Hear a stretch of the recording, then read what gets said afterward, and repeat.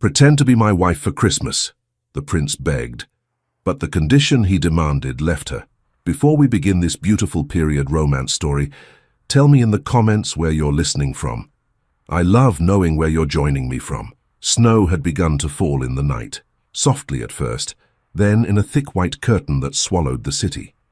By morning, the roofs of Schönberg Palace were dusted in white, and the windows glowed pale against the grey sky. Down in the servants' wing, however, there was no time to admire the weather.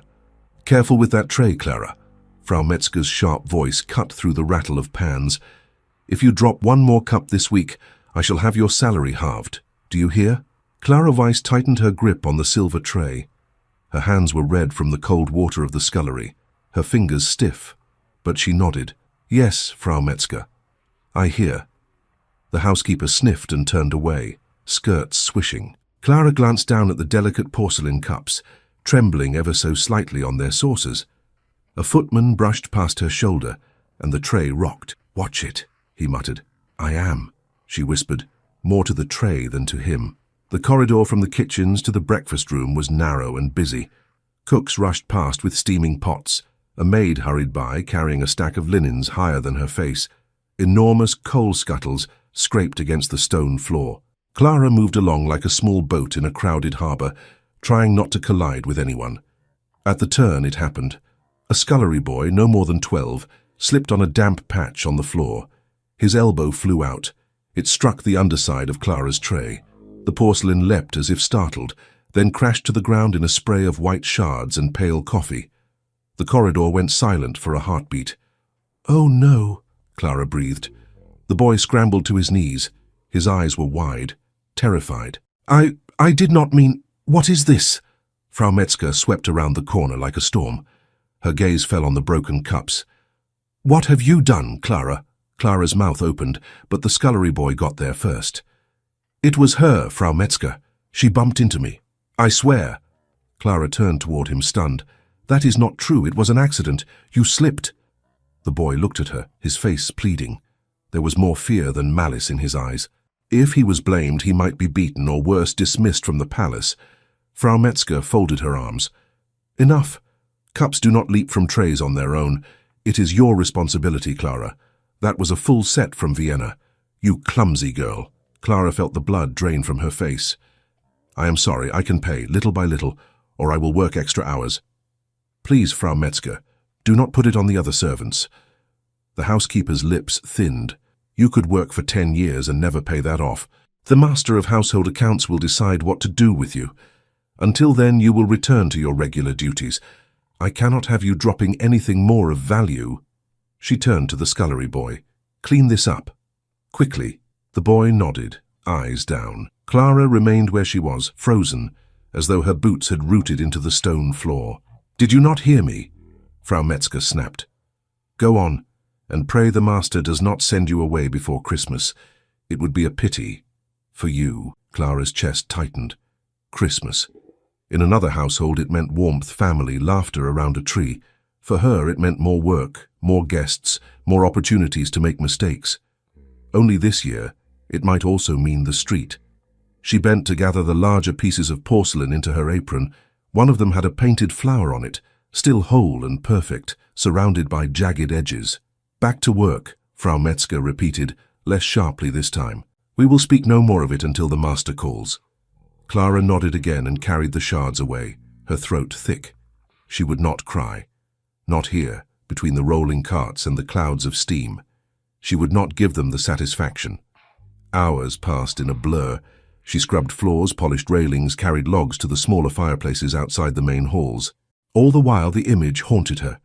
The porcelain cups shattering on the stones, the scullery boy's frightened face, Frau Metzger's cold threat. By noon, she was on her knees in a seldom-used corridor, scrubbing away the marks left by boots, when a shadow fell over her. "Clara Weiss?" She looked up. It was Herr Albrecht, the master of household accounts, tall and thin, with a key ring at his belt that jingled when he walked. She had never heard it sound pleasant. "Yes, Herr Albrecht." He studied her with narrow eyes. "Leave your bucket. You are to come with me." Clara pushed back from the floor, wiping her hands on her apron. "Am I to go to your office, sir?" No. He sounded almost annoyed. You are summoned to the East Wing. To His Highness. She blinked. His Highness? The Crown Prince. Herr Albrecht glanced at her dirty skirts, the damp hem, the wisps of hair escaping her bun. You will clean your face first. Try to look less like you crawled out of a coal bin. She swallowed. Yes, sir. Her heart thudded against her ribs as she splashed water on her face at the nearest basin, smoothed her hair with trembling fingers, and tried to make her apron look less wrinkled. It was useless, of course. She looked like what she was, a maid who spent more hours bent over floors than standing straight. Why would the prince want to see her? Had Frau Metzger spoken to him already? Did they dismiss servants personally when they damaged expensive porcelain? She felt almost light-headed as she followed Herr Albrecht through corridors she barely knew. They climbed a narrow staircase and emerged into a hallway lined with tall windows and portraits. The air was different here, quieter. The smell of coal and boiled cabbage did not reach this part of the palace. Her footsteps sounded too loud. Hurry, Herr Albrecht muttered. His Highness does not like to be kept waiting. Clara's palms were damp. She wiped them again on her apron without thinking. When they reached a door with carved panels and a gilded handle, the master paused. You will speak only when spoken to. Do not faint. Do not attempt to touch anything. If you are dismissed, you will leave without argument. Do you understand? Yes, Herr Albrecht. He knocked twice, then opened the door and bowed in one fluid motion. Your Highness, Clara Weiss, as requested. Clara stepped inside. The room was large but not crowded with furniture. A fire burned in the hearth, and tall windows let in the pale winter light. Shelves of books lined one wall. Maps and documents were spread over a broad desk near the center. Behind that desk stood the Crown Prince.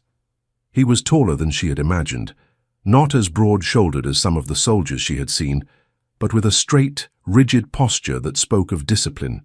His dark hair was slightly disordered, as if he had run his hands through it too many times. His uniform jacket was unbuttoned at the collar. There was ink on one of his fingers. She had seen him before, of course. From a distance, during parades, at Mass, on the balcony when he appeared with the Emperor. There he had seemed like a figure from the paintings in the gallery, composed, remote, an emblem rather than a person. Here in the study, his eyes were alive, tired perhaps, but alive. That will be all, Albrecht, he said, not taking his gaze from Clara. Herr Albrecht bowed again and withdrew, closing the door behind him. Silence fell. Clara swallowed. Her hands wanted to twist her apron, but she held them still. Your Highness, she said softly, attempting a curtsy. It came out awkward and far too low. He watched her for a moment longer, then exhaled, as if he had been holding his breath. You are Clara Weiss. Yes, Your Highness. Age? She blinked. 17, Your Highness, almost 18. He nodded slightly, as though that confirmed something. How long have you been in service at Schönberg? 3 years. And before that? I was in service in a smaller house, Your Highness, in the city. And before that? She hesitated. An orphanage, Your Highness. His eyes flickered. Not with pity exactly, more with interest, as though he had just discovered an unexpected detail in a painting. You can read? Yes, Your Highness. Not in Latin or French, only German. Who taught you? A nun, at the orphanage. She said it might serve me one day. And has it? Clara thought of the lists she sometimes helped copy in the laundry, the notes posted in the servants' hall, the prayer book she read by candlelight when she could. Yes, Your Highness, in small ways. He moved from behind the desk and walked toward the window, hands clasped behind his back. For a moment, he seemed to forget she was there. He studied the snow falling on the courtyard outside. I am told, he said slowly, that you broke an entire set of porcelain this morning. Clara flinched. Yes, Your Highness. On purpose? No, Your Highness. Was it your fault? She opened her mouth, then closed it again. The image of the scullery boy's frightened face rose in her mind. Partly, she said at last. I was carrying the tray. So it must be. Must it? He turned his head slightly. The report I received said a scullery boy slipped and struck your tray. Clara stared at his back. He already knew. Then why ask? He is younger, she murmured. If they blame him, he could lose his position. It is nearly Christmas. I can find work elsewhere. He might not. The prince was silent for a heartbeat. You are willing to accept full blame for something that was not entirely your fault in order to protect a boy who lied to save himself? She shifted her weight. I do not think he meant to lie, Your Highness. He was frightened. Fear is often the mother of lies. She did not know what to say to that. He turned away from the window and faced her fully. His expression was searching now, as if he were trying to see beneath her skin. Do you know who I am, Clara Weiss? Yes, Your Highness. You are Prince Leopold von Habsburg, the Crown Prince. And what do you think that means? Her pulse hammered at her temples. That one day you will be Emperor, Your Highness, that you carry a great deal of responsibility, and that I do not spill porcelain, he added dryly, at least not where anyone can see. Her lips twitched, then stilled again. Did princes make jokes? He took a step closer. Look at me. She lifted her gaze fully to his face. It felt almost like disobedience. Servants were taught to keep their eyes lowered, to fade into the edges of rooms. I saw you, he said quietly. Last week in the chapel, you were polishing the candlesticks after everyone left. You thought you were alone. I did not see you, Your Highness. I would never... I was in the side chapel, he interrupted, speaking with the chaplain. You looked up toward the altar. You looked tired. She lowered her eyes again. I am sorry, Your Highness. I did not mean to look so. It was not that. His voice had softened a little. You looked at the altar the way I suppose I sometimes do, as if you were trying to decide whether God was listening or laughing. Her breath caught. I did not mention this to anyone, he said, but it stayed with me. Tell me, Clara Weiss, if you thought God was listening that day, what would you have asked for? She stared at the floor. The question was too large, too private. I would have asked, she whispered, for a place of my own, even a single room, with a door that I could close without asking permission, and maybe someone who would knock before entering. And if God were laughing, she hesitated, then I would have asked for the strength to keep working, so that one day perhaps I would no longer care whether he was laughing or not. The prince was silent. When she finally dared a glance up, his expression had changed again. There was something like decision there now, hardening his features. You are an unusual maid, Clara Weiss, he said. You answer honestly, even when it does you no favor. I have learned, she said softly, that lies do not remain hidden, Your Highness. At least, not for the poor. Not for princes either, he muttered. He walked back to his desk, picked up a sheet of paper, then set it down again. Orderly stacks of documents lay everywhere, bearing seals and signatures. He looked as if he had been reading for hours and found nothing he wanted. Sit, he said, gesturing toward a small chair near the fire. She stared. Your Highness, I cannot... I am the Crown Prince, he said, not unkindly. I promise you, if I tell you to sit, the roof will not fall in. She obeyed, perching on the edge of the chair, as if it might reject her at any moment. He remained standing. I am in need of something, Clara Weiss. Something no minister, no general, no councillor seems able to provide. I am only a maid, Your Highness. Her voice trembled. I do not see how I could offer anything valuable. That, he said, is precisely why you might. He walked around the desk and leaned against it, crossing his arms. My father, he began, has arranged a marriage for me, with a princess from a foreign court. You would not know the particulars. It is meant to secure an alliance, silence certain factions, reassure certain bankers. It has been decided without the slightest regard for the fact that a marriage is meant to be lived, not just announced. Clara did not know what to say.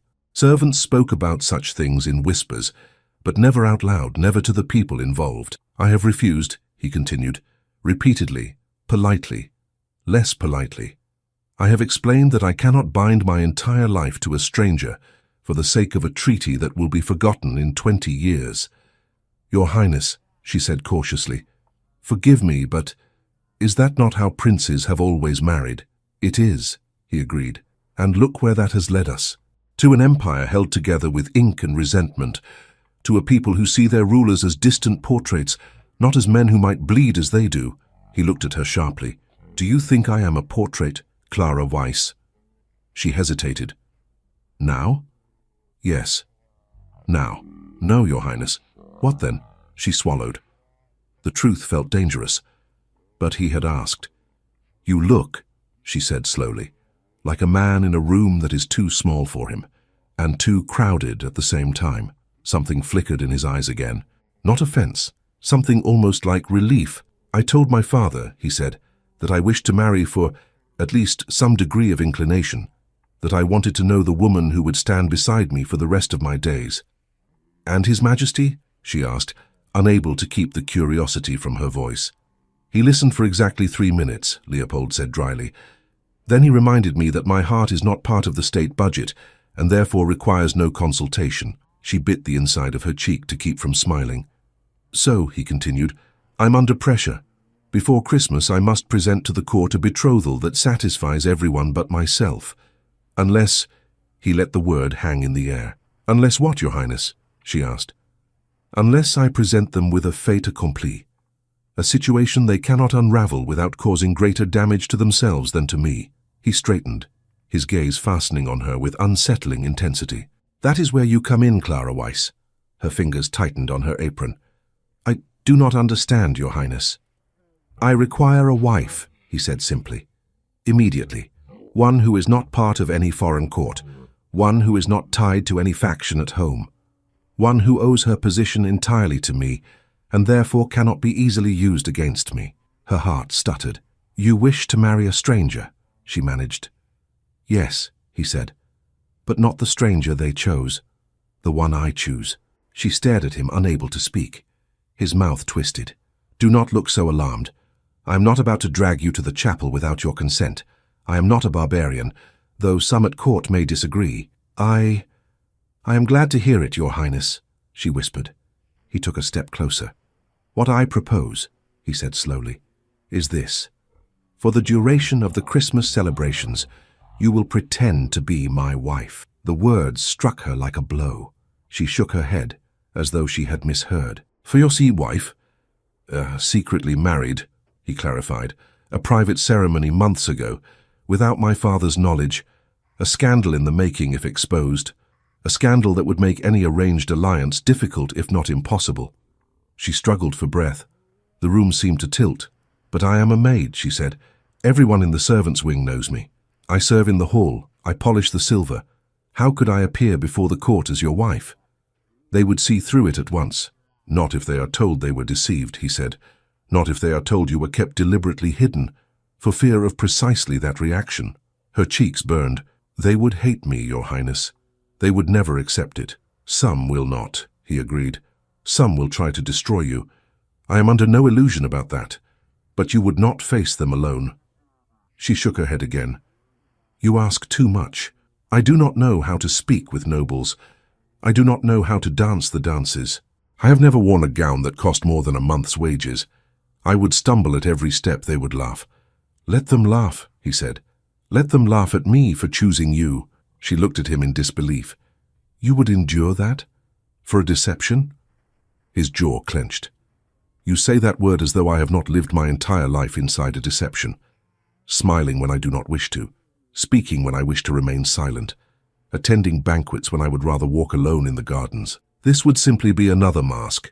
But for once it would be one I choose." She pressed her hands together to keep them from shaking. "And when Christmas ends?" she asked. He paused. "Then the immediate danger will have passed," he said. "The foreign princess will have returned home insulted. The ministers will have argued themselves hoarse. My father will be forced to consider the cost of annulling a marriage already presented to the court." Her chest constricted. "So we would not truly be married." He met her gaze. "Not in law, not in the church, but in appearance, in every way that matters to those who watch us, yes." She felt suddenly hollow. "And what will become of me?" she whispered. "When the charade is over." He stepped away from the desk entirely now. His expression changed once more, losing some of its hardness. "That," he said quietly, "is where my promise comes in." She waited. "I will not cast you aside without recompense," he went on. "I swear to you. In return for your cooperation, your courage, your silence, I will see that you are provided for. A house of your own, not a palace, but a respectable cottage outside the city. A small sum to live on, invested in your name. Enough that you will never have to enter service again unless you wish it." She stared at him, unable to look away. A house of her own.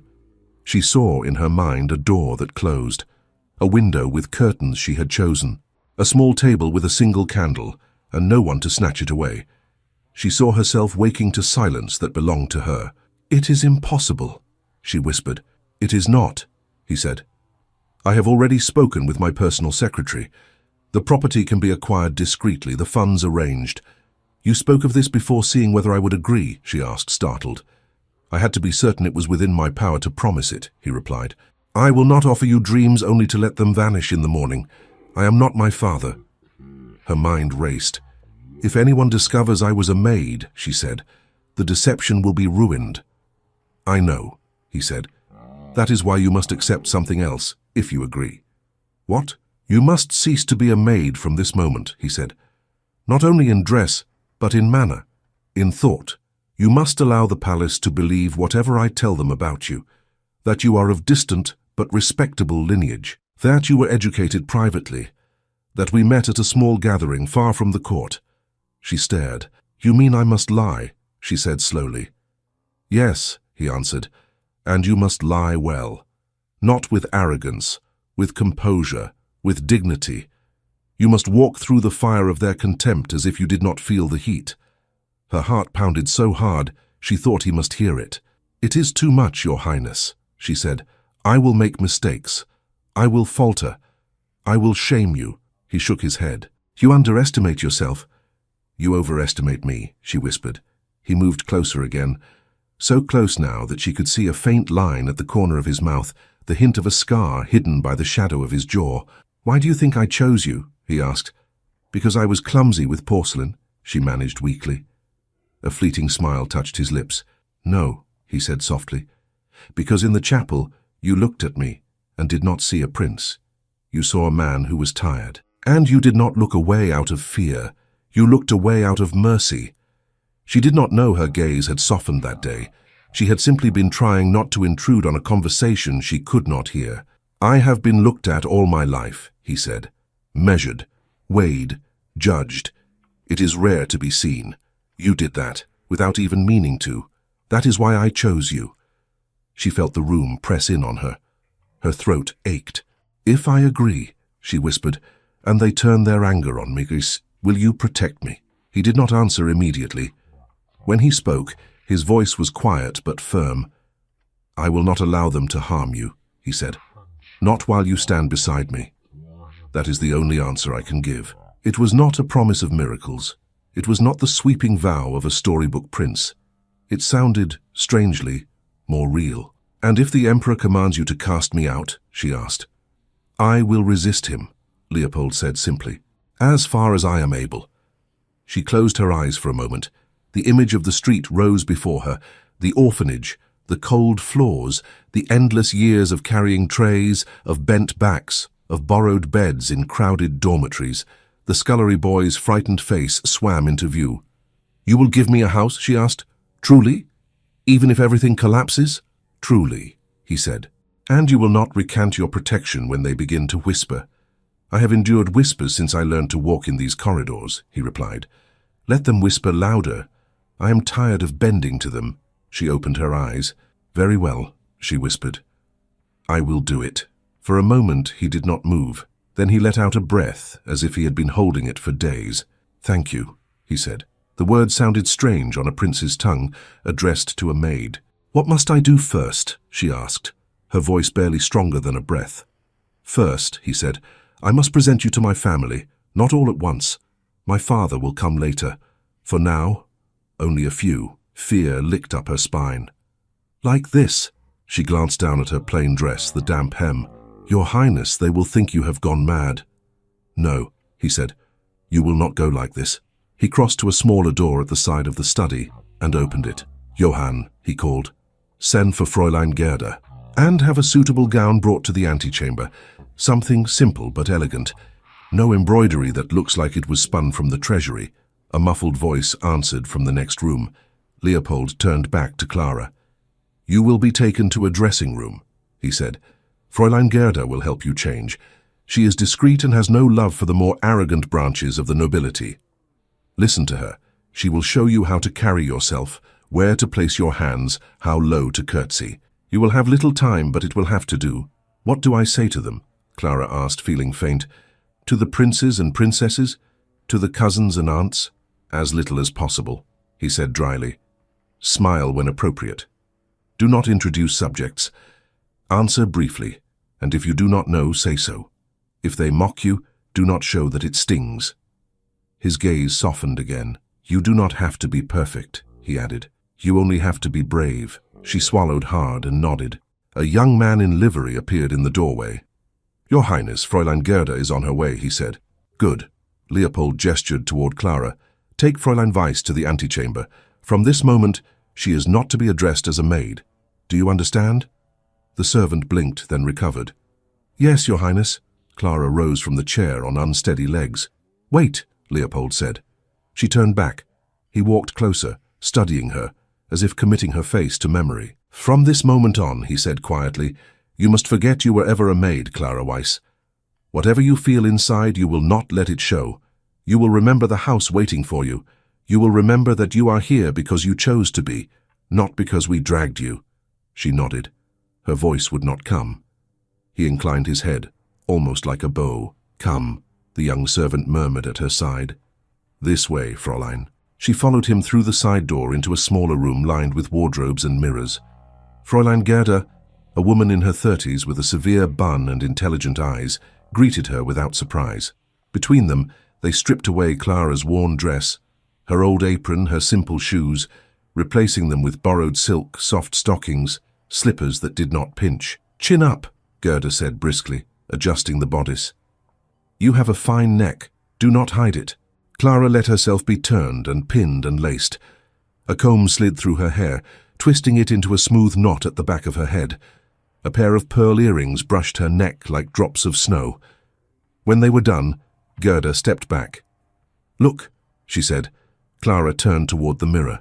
For a moment she did not recognize herself. The girl in the glass had the same eyes, the same mouth, the same faint dusting of freckles across the bridge of her nose.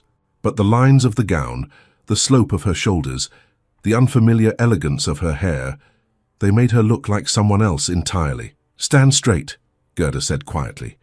You belong in whatever room you stand in.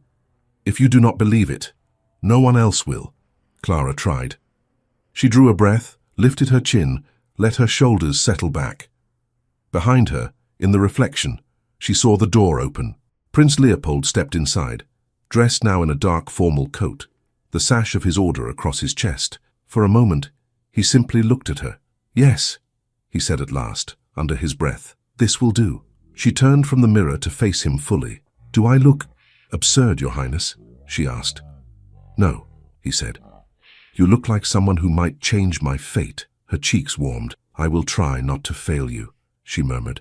He offered his arm. We will fail each other, he said with a trace of grim humor. Repeatedly. The question is whether we will stand again afterward. She placed her hand lightly on his sleeve. His arm was steady, solid beneath the fabric. Are you ready? He asked. No, she admitted. Good, he said. Only fools are ready for such things. He led her toward the main door of the antechamber. On the other side, she knew, lay the first gathering of his family. Brothers, sisters, cousins. People whose opinions weighed more than gold in this palace. Her heart thrummed in her ears. Leopold paused with his hand on the handle. Remember, he murmured, from this moment, you are my wife. Whatever they say, whatever they think, you hold your head as if you believe it. She drew a breath. I will, she said. He pushed the handle down. The door swung open into the bright salon beyond, and the first member of the royal family turned toward them and stepped inside. The first to turn toward them was a young woman in a pale blue gown, her hair arranged with quick, careless elegance. She was not much older than Clara, with the same dark eyes as the prince, but livelier, warmer. A book was tucked into her hand, fingers marking the page. Leopold, she said, you are late. I am exactly on time, he replied. You are simply impatient, Elise. Her gaze slid to Clara, and the teasing light in it faded into surprise. She took in the gown, the pearls, the way Clara's hand rested on Leopold's arm. Oh, she breathed. So the rumor was true. Clara felt her stomach twist. Elise, Leopold said, his tone suddenly formal. "Allow me to present my wife." The words hung in the air. Clara felt them like a tide against her skin. "My wife." Elise blinked once, then set the book down on a side table. "You might have mentioned that your wife was arriving," she said, "preferably before she walked into the room." "I did," Leopold replied. "You were reading and waved me away." "That sounds like me," Elise admitted. Her eyes returned to Clara. There was curiosity there, and caution, but not cruelty. "I am Archduchess Elise," she said, stepping closer and offering her hand. "Leopold's younger sister. We had resigned ourselves to him remaining a bachelor until his hair turned grey. You must be very persuasive." Clara inclined her head and took the hand carefully. "I am honored to meet you, Your Imperial Highness," she said. I am Clara." "Clara what?" Elise asked. Clara's tongue stuck. In the rush, she had not thought what name to use. Leopold answered smoothly. "Clara von Weissenthal," he said. "Her family kept to the countryside. It was a quiet arrangement." Elise's brows lifted. "How very romantic," she said, though her tone suggested she was not fully convinced. "I hope, at least, that you had a proper ceremony." "That is between us and God," Leopold said lightly before Clara could falter. Elise studied her a moment longer, then smiled a little. "Well," she said, "you are very brave. The others will not be so gentle. You had better prepare yourself." "The others?" Clara asked. Before Elise could answer, the double doors at the far end of the salon opened wider. A tall young man entered, laughing at something said by the woman beside him. He wore a uniform similar to Leopold's, but his manner was looser, his steps almost careless. The woman on his arm had hair like polished copper and a sharp, beautiful face. "Ah, there he is," the young man announced. "Our vanished heir. We were beginning to think you had eloped." He stopped, then grinned. "Oh, perhaps you did." Leopold's jaw tightened slightly. "Friedrich," he said. "Perfect timing." The young man bowed with exaggerated flourish toward Clara. "Crown Prince Leopold's younger brother," he said, "and your very humble servant for now." The woman with him dipped her head with elegant boredom. "Princess Marianne of Württemberg," she said. "A distant cousin, though not, it seems, distant enough to be of use in the latest family theatricals." Clara curtsied, wishing the floor would open and swallow her. "It is a pleasure," she murmured. "Look at her," Marianne said, ignoring the words. "She is terrified." "Leopold, did you drag this poor girl in from the gardens?" "This poor girl," Leopold said evenly, "is my wife." Friedrich's grin faltered. "Your what?" he asked. "My wife," Leopold repeated. "We have been married privately for some time. I have decided that Advent is as good a season as any to introduce her to the family." Silence fell for a heartbeat.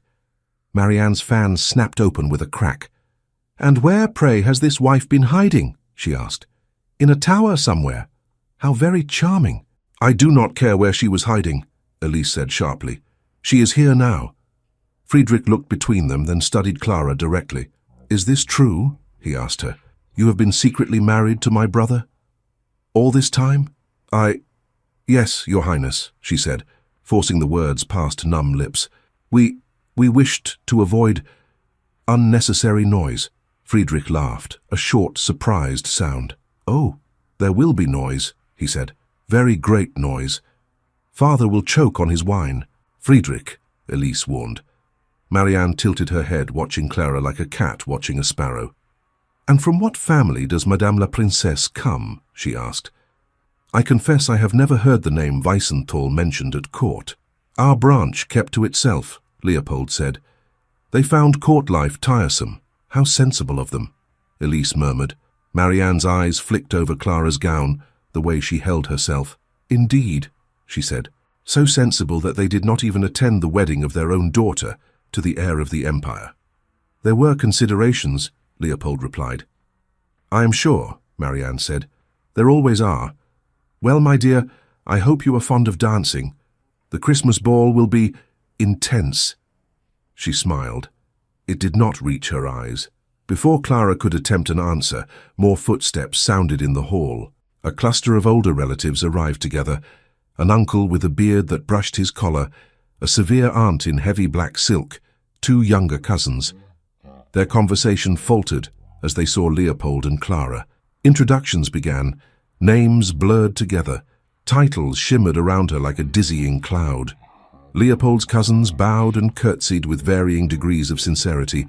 Some kissed Clara's hand with careful politeness, others merely inclined their heads, eyes cool. "This is highly irregular," murmured one elderly aunt, her fan fluttering like an anxious bird. "Highly irregular. Perhaps irregularity is in fashion," Elise said under her breath. The salon filled slowly as more nobles arrived, drawn by the rumor that had already begun to spread through the palace. The prince had a wife. The news passed from lip to lip like a spark. "Is it true? Surely not. Where has she been? Who is she?" Clara tried to stand straight. She remembered Gerda's voice. "You belong wherever you stand. Believe it or no one else will." She kept her chin up, her hand steady on Leopold's arm. He spoke little of the supposed history of their marriage, offering only a few details with calm assurance. A small ceremony, a narrow church, a priest who had since departed to Rome. The more he said, the more the story solidified, like frost hardening overnight. But each question felt like a needle. "Where did you come out, my dear?" asked a plump countess with an eager smile. "In Vienna or abroad?" I spent most of my time in the countryside," Clara answered carefully. "My education was private." "Ah," the countess said. "How quaint. Do you ride?" asked a cousin with cold blue eyes. "A crown princess must ride well. The people expect to see her on parade." "I have not had much practice," Clara admitted, "but I am willing to learn." The cousin raised a brow. "Willingness does not fix broken bones," he said. "Neither does mockery," Elise muttered nearby. Clara caught the whisper and almost smiled. Not all of them were cruel. Some asked gentle questions. A few even seemed genuinely curious rather than hostile. One grey-haired general bowed deeply. "Your Highness," he said, addressing Clara, "any woman who persuades our prince to defy the council deserves a medal, or at least a toast." "I did not persuade him," Clara said quickly. "He makes his own decisions." The general's eyes glinted with something like approval. "A dangerous habit at court," he said. "Hold on to it. Yet for every kindness, there were 3 slights." "They say you come from a family no one has heard of," murmured a lady in emerald silk. "How refreshing. None of the usual scandals. We shall have to invent entirely new ones." "Your accent," observed an older man. "Where is it from?" "It is not quite Viennese." "I grew up near the river," Clara replied. "We had many visitors from—" "How charming," he interrupted. "Do try not to sound too provincial when you address foreign envoys. They are frightfully sensitive." The words pricked. Clara swallowed them. She began to feel as if she were being weighed on a scale she could not see. Every word, every breath, every tiny misstep recorded. In the midst of this, the woman everyone seemed to part for appeared at the door.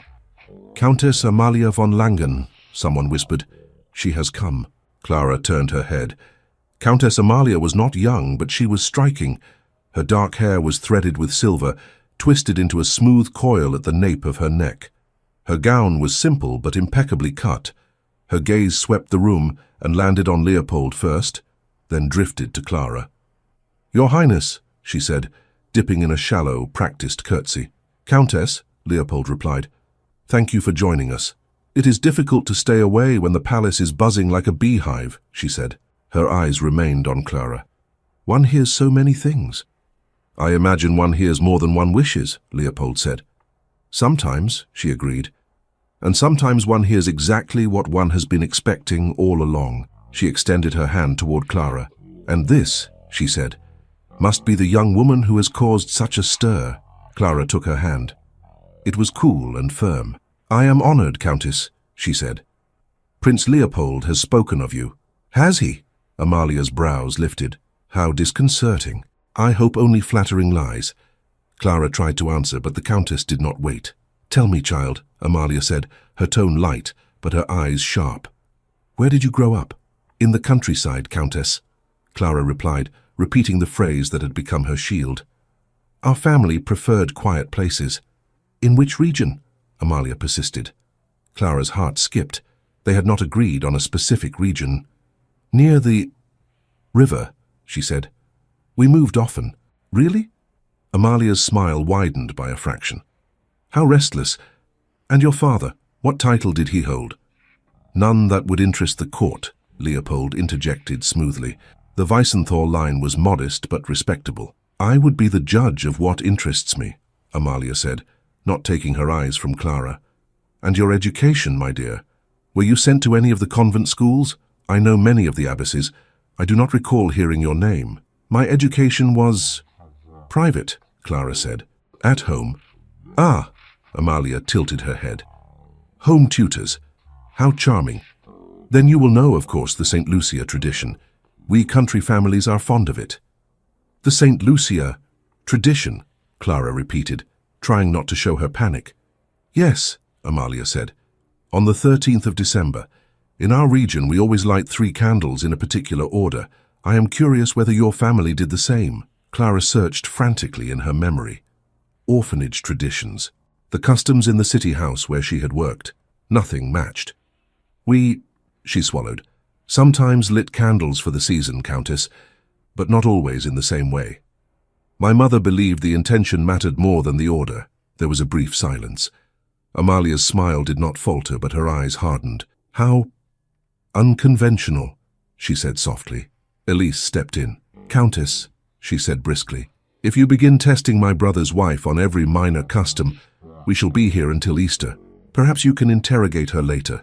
For now at least let her breathe. I am only making conversation, Amalia replied. It seems one must be careful about that now. She withdrew her hand at last and moved away, leaving behind a thin trail of perfume and unease. Clara's fingers trembled where they rested on Leopold's arm. What is she to you? She whispered when Amalia was out of earshot. A cousin of sorts, he said. More importantly, she is my father's favorite advisor on matters of society. She has been arranging marriages and alliances for years. She believes the empire is her chessboard, and I am a piece she does not recognize, Clara said. For now, he replied. Pieces can become powerful when moved correctly. The afternoon stretched. Conversations swirled around them. Clara answered questions. She smiled, nodded, endured. At one point, a younger princess approached, no more than 14, with fair braids and bright eyes. Is it true? The girl asked bluntly. Did you marry my brother in a secret ceremony without telling anyone? Anna, Elise hissed. Mind your tongue. It is all they are talking about, Anna protested. In the schoolroom, in the corridors. Even Frau Metzger is gossiping. Clara stiffened. Frau Metzger, the housekeeper. It is true that the ceremony was private, Clara said gently. Sometimes the most important things happen quietly. Anna seemed to consider that. Do you love him? She asked suddenly. Clara's breath caught. She glanced at Leopold, then back at Anna. I respect him. I wish to stand beside him. Perhaps love grows from such things. Anna wrinkled her nose. I suppose, she said, I think I shall marry for adventure. Or not at all. You say that now, Elise said. Wait until father hears. I will tell him I wish to join a convent of explorers, Anna replied. Do those exist? Leopold gave a short laugh. If they do, he said, I shall send you there myself. Anna smiled at Clara, unexpectedly warm. I am glad he chose someone who looks kind, she said. The portraits of foreign princesses are very frightening. Then she skipped away. Clara watched her go with a strange ache in her chest. For a moment, she almost forgot her own fear and thought only of the weight these children would one day bear. The gathering finally began to thin. Some nobles drifted away to prepare for dinners, writing letters, endless obligations. The room grew quieter. Leopold leaned toward Clara. You have endured enough for one afternoon, he murmured. Come, I will show you something less awful than my relations. She let him guide her out through a side door, into a narrower corridor lined with windows. Outside, snow was falling more heavily, muffling the city below. For a few minutes they walked in silence. Clara's legs ached from standing so long. Her head buzzed with voices. I did badly, she said at last. You did not, he answered. You did remarkably. I have seen seasoned diplomats crumble under fewer questions. I stumbled, she insisted. I did not know the candle tradition. I did not have an answer ready. Countess Amalia saw it. She was not looking for an answer, he said. She was looking for a weakness. She would have found one no matter what you said. And the others? Some are fools, he said. Some are cruel. Some are simply afraid of change. He stopped near a window, and they stood side by side, looking at the courtyard. Do you regret your decision? He asked quietly. Her first instinct was to say yes. To say she wanted to go back to the kitchens, to the scrubbed floors and calloused hands, to a life where her mistakes broke only porcelain, not reputations. But the memory of the mirror rose before her. The unfamiliar woman in the gown, the glimpse of herself standing straight, and behind all that the vision of the small house he had promised, a key in her own hand. No, she said slowly, I am afraid, but I do not regret it. Not yet, he nodded. If it becomes too much, he said, tell me. Do not try to carry it alone. She almost laughed. You are the crown prince, she said. It is not my place to trouble you with my fears. It is precisely your place, he replied. If you are to be my wife in their eyes, then you must also be my ally in truth. Otherwise we are only acting for ghosts. She looked at him. You speak as if you are alone, she said. Do you truly have no one to confide in? He was quiet for a long moment. There are people who love me, he said at last. In their way, my mother before she died, Elise, even father in his own twisted fashion. But there are few who can listen without seeing the crown first. And you think I do not see it, she said softly. I think you see it, he answered. But you also see the man beneath. She turned her gaze back to the snow.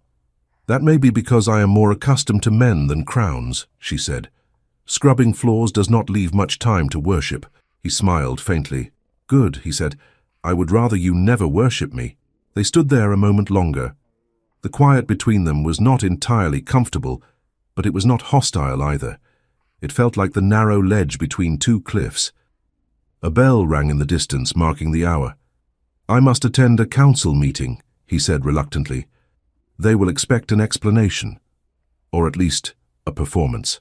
And I, she asked. You will be given chambers nearer the family quarters, he said. Modest but respectable. It would not do for anyone to see the future princess emerging from the servants' wing. The words made her stomach flutter. Will I serve at table tonight? She asked, half in jest. No, he said. You will rest, and perhaps speak with Fräulein Gerda again. She will teach you how to move in the ballroom without breaking anyone's feet. That would be a mercy, Clara said. He looked at her, the concern returning to his eyes. Clara, he said quietly, whatever they do, whatever they say, remember what we agreed. At the end of this, you walk away with a life of your own. No one can take that from you, not even me. If the deception is exposed, she said, they will call me a liar, a fraud. They may cast me out in disgrace. Your promise will be worth nothing. He shook his head. The property is already being arranged, he said. In your name, they can strip me of many things, but not of the power to give you that. She searched his face. Why do you care? She asked. Truly, you could have chosen a noblewoman for this deception, someone more practiced in these games. That would have defeated the point, he replied. And as for why I care, perhaps I'm selfish. Perhaps I wish, for once in my life, to do a reckless thing that does not crush someone who had no say in the matter. But I did have a say, she murmured. Yes, he said, you did. And you chose to walk into the fire with me. Footsteps echoed down the corridor, approaching. A servant appeared at the far end, bowing. Your Highness, he called, the council is assembled. Leopold straightened. Very well, he said. Clara, Johann will escort you to your new chambers. I will come to see you later this evening if I am not drowned in documents. She nodded. Go then, she said. I will try not to disgrace you in your absence. He hesitated, then did something unexpected. He took her hand briefly, where it rested on the window ledge, and squeezed it once. You did not disgrace me today, he said.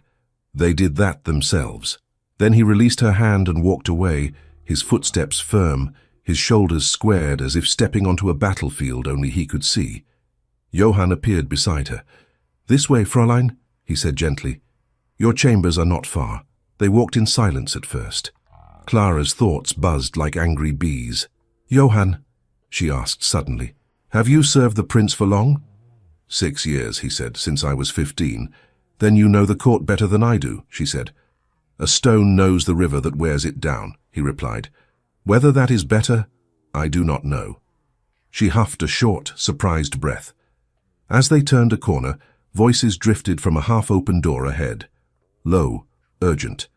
The kind of tone people used when they did not want to be overheard, but could not keep silent. "I tell you, it is madness," a woman's voice said. "They say she was in the servants' wing only last week, carrying linens."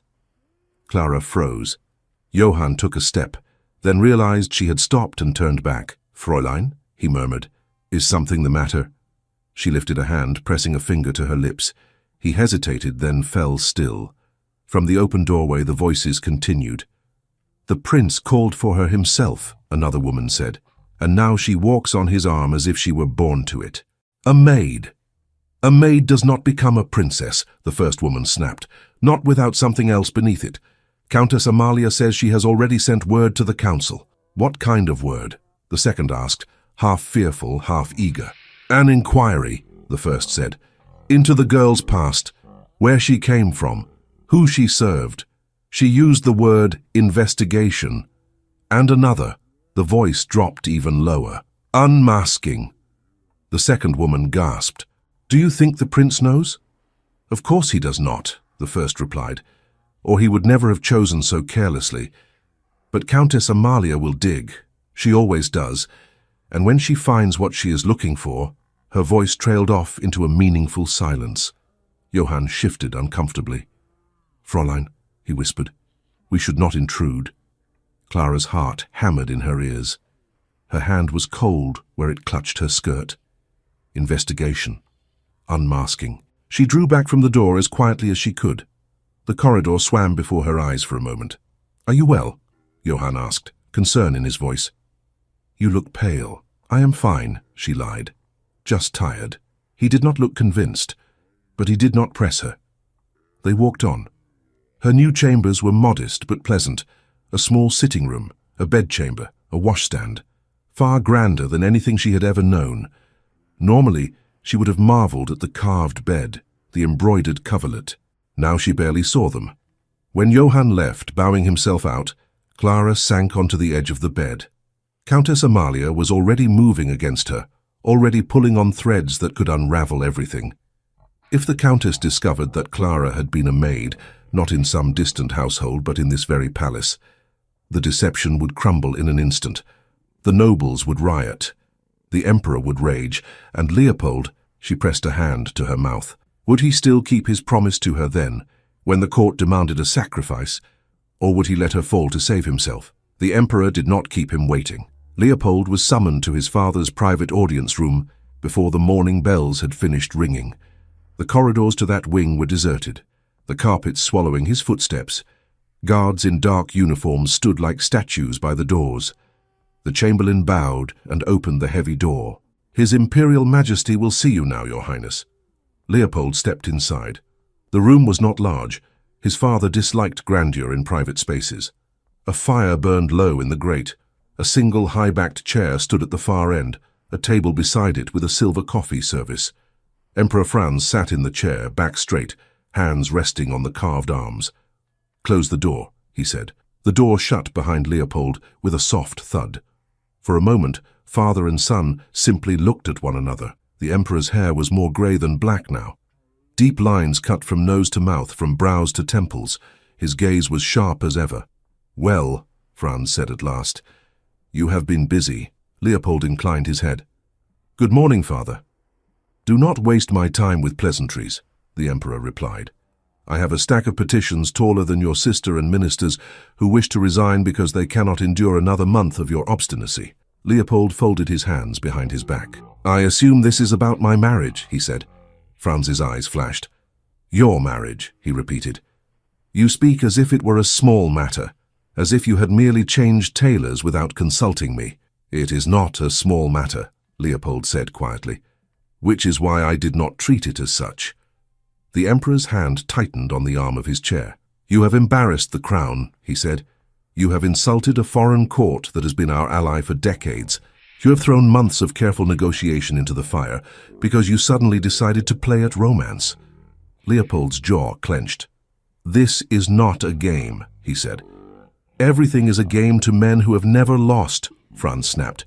You have no idea what it is to watch a map change color because someone loved foolishly. I will not see this empire weakened by sentiment. She is not a sentiment, Leopold said. Oh, then what is she? His father demanded. No one has heard of this Clara von Weissenthal. There are no records of her family in the registers. Countess Amalia has already informed me that she suspects deception. Leopold kept his expression calm. Countess Amalia suspects deception every time someone breathes, he said. It is how she keeps herself entertained. Do not be flippant, Franz warned. Where did you meet this girl? How long have you known her? Who are her parents? Leopold hesitated, then took a breath. I met her in the chapel, he said. Some weeks ago. She was praying after Mass. I learned her family kept to the countryside. Her parents are dead. You married an orphan? Franz's voice rose. Without consulting me? Without consulting anyone? Yes, Leopold said. I married a woman I believed suited to stand beside me. You did not marry her, Franz retorted. I have spoken to the Archbishop. There is no record of such a ceremony. Leopold's pulse jumped. He had expected that. I did not say the ceremony was public, he replied. I said we are joined. The formality can be rectified. Franz's eyes narrowed. You lied to the court, he said slowly. You stood before your family and presented a woman as your wife when she is not.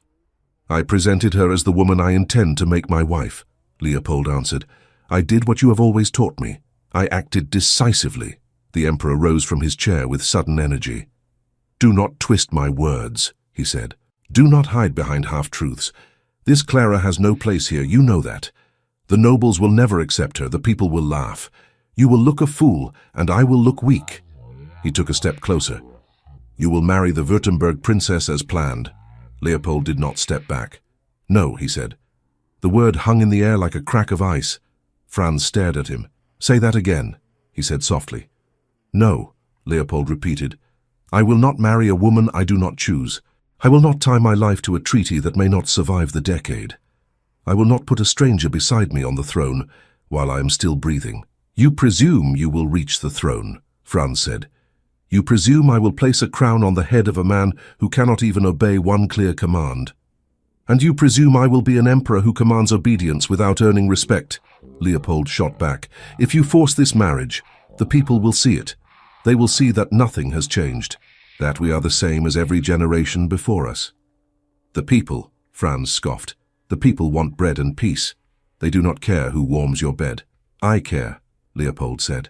They stood in silence for a moment, breathing hard. At last, the Emperor moved away, pacing once across the room. When he turned back, some of the heat had left his eyes.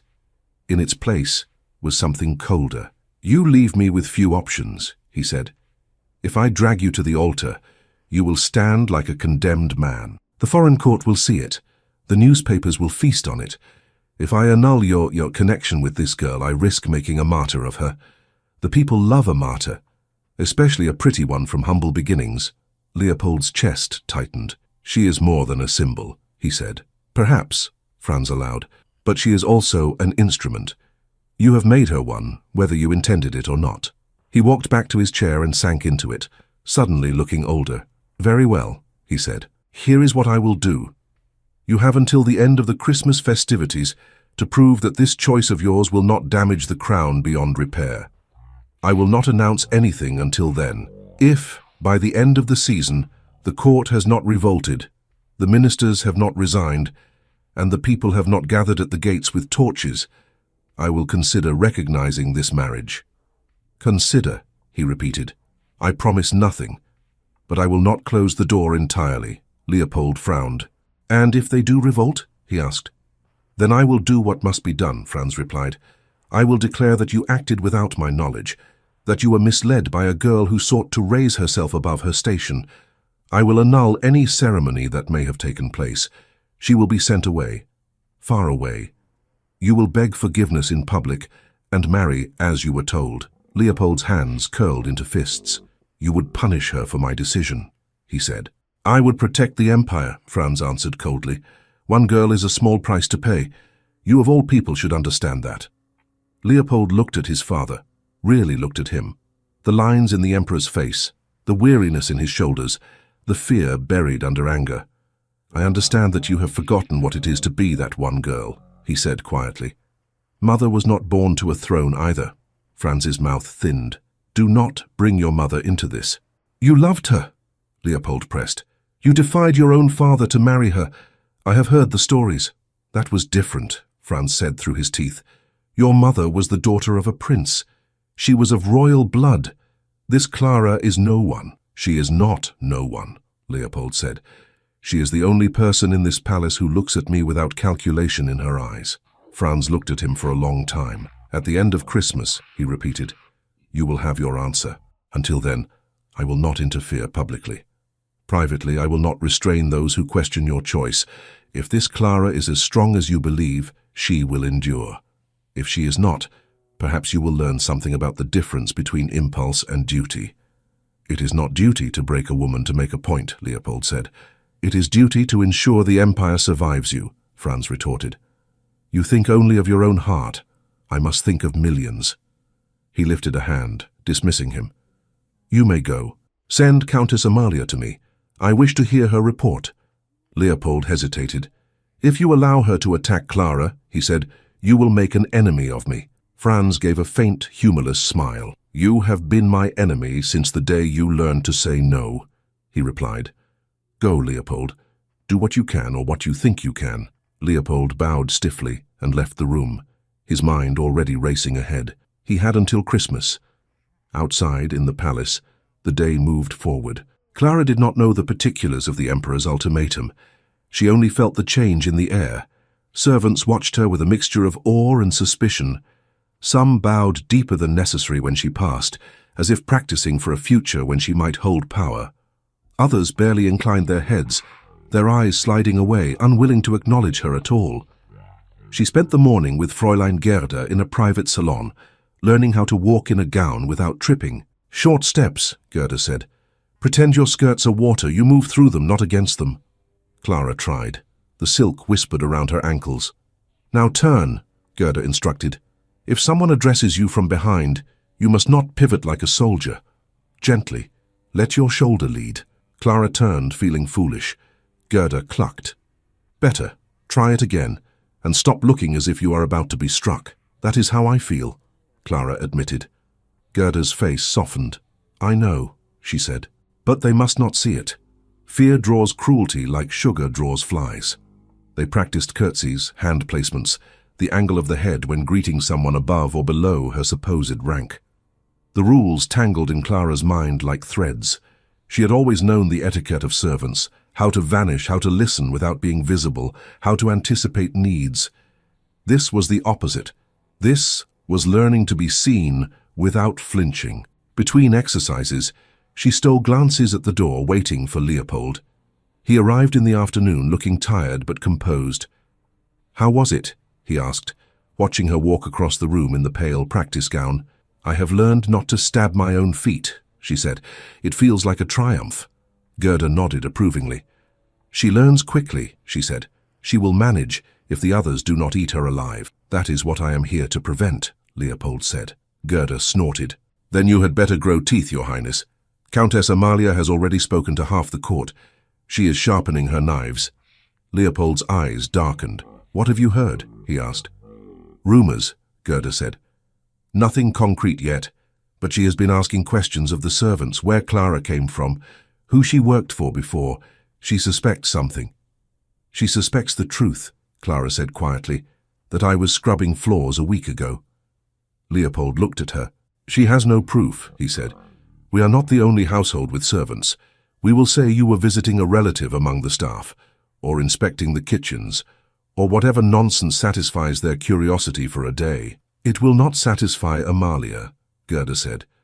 "She does not like to be surprised, especially not by women she did not groom herself." Leopold frowned. "I will speak with her," he said. "Carefully," Gerda warned. "She is not your direct enemy. She serves the Emperor." "She serves herself," Leopold corrected. "The Emperor is simply the tallest shield to hide behind." Gerda inclined her head. "Perhaps. But shields are useful in a storm. Do not kick them away." She left them then, muttering about seamstresses and hems.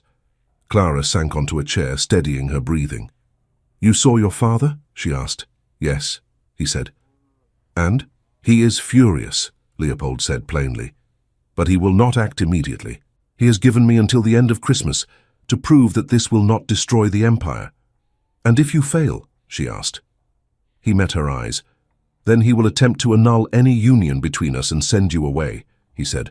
"Far enough that you cannot be used against us." Clara's fingers knotted in her skirt. "Send me away where?" she asked. "He did not specify," Leopold said. "A convent, perhaps, or a distant estate, somewhere out of sight." "And you?" she said. "What will you do if he commands it?" He hesitated. "I will fight him," he said. "I do not yet know how. But I will not simply bow and walk away." She studied his face. "He is the emperor," she said. "You are still his son. He holds all the power." "No," Leopold replied. "He holds much, not all." She shook her head. "You speak as if the people will rise up for a servant," she said. "They will not. They have their own burdens." "They might not rise for you," he said. "They might rise for what you represent." "I do not wish to be a representation," she said fiercely. "I wish to be a woman with a roof over her head and a life that does not depend on the emperor's mood." He looked at her for a long moment. "I know," he said softly. "That is why I promised you that house." "And if he strips you of the means to keep that promise," she insisted, "if he takes everything from you to make an example, what then? Will you still think of my roof?" He smiled faintly. "You think very highly of my father's capacity for spite," he said, "but not of my capacity for preparation." "What do you mean?" she asked. "The property is not purchased in my name," he said. "It is in the name of a trust. That trust has already signed the papers. Even if he freezes my personal accounts, he cannot reach what he does not know is connected to me." She stared. "You knew he might strike at you," she said, "and you planned for it." "Of course," he replied. "I have lived with him for 25 years. I know his first thoughts before he does." "And yet you still dared to defy him," she murmured. He tilted his head. "I dared to choose," he said. "There is a difference." A knock sounded at the door. "Enter," Leopold called. Johann peeked in. "Your Highness," he said. "Countess Amalia requests a word." Leopold's brows rose. "Does she?" he said. "How prompt." Clara tensed. "Shall I go?" she asked.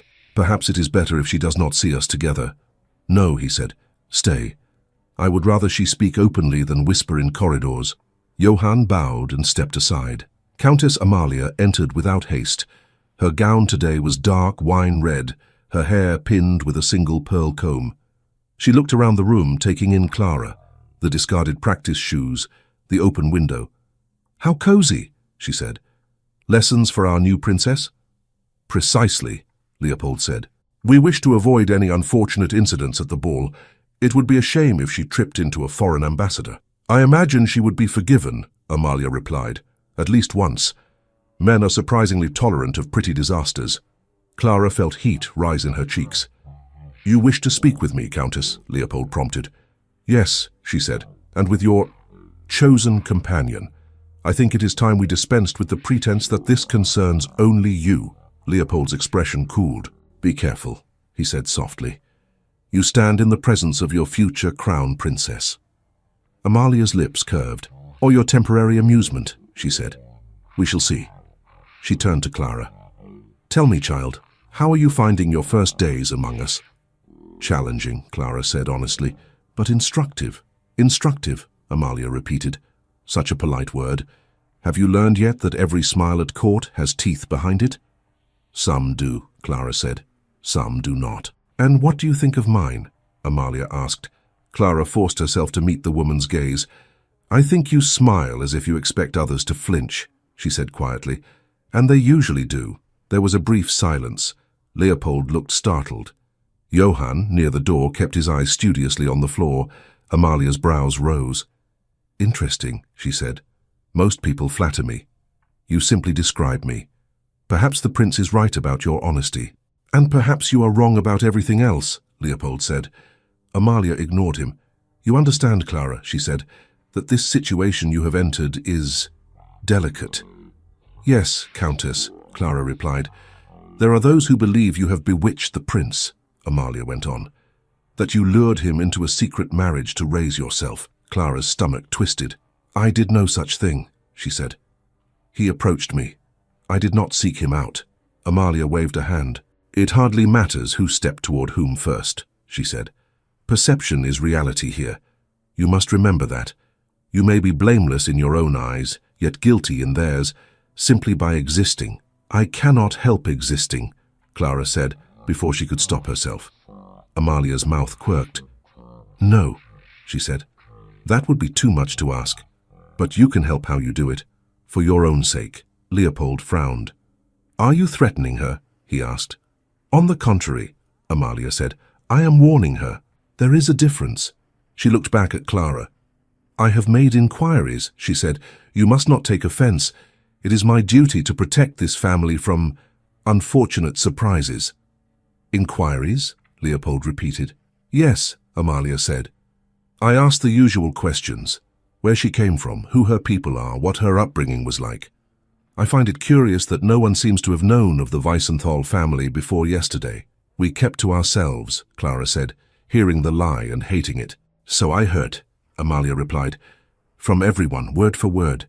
She took a step closer, her voice softening. Listen to me, child, she said. Whatever you are hiding will come to light. That is the nature of palaces. Secrets sink here. They never float. When they are dredged up, it is never gentle. If you have any sense, you will tell the truth now and spare yourself. Clara's hands gripped her skirts. I have told the truth I am allowed to tell, she said. Allowed. Amalia seized on the word. By whom? Clara's throat tightened. Leopold stepped between them. By her husband, he said. Me. If you wish to question anyone's story, question mine. Do not badger her. Amalia sighed. You are making this worse, she said. You always did have a talent for that. We will not discuss this further, Leopold said. You may dislike my choice, but you will respect it. Until my father decides otherwise, Clara is under my protection. Your protection, Amalia echoed. How noble. I shall be very interested to see how far that protection extends when the Emperor calls for a reckoning. She turned toward the door.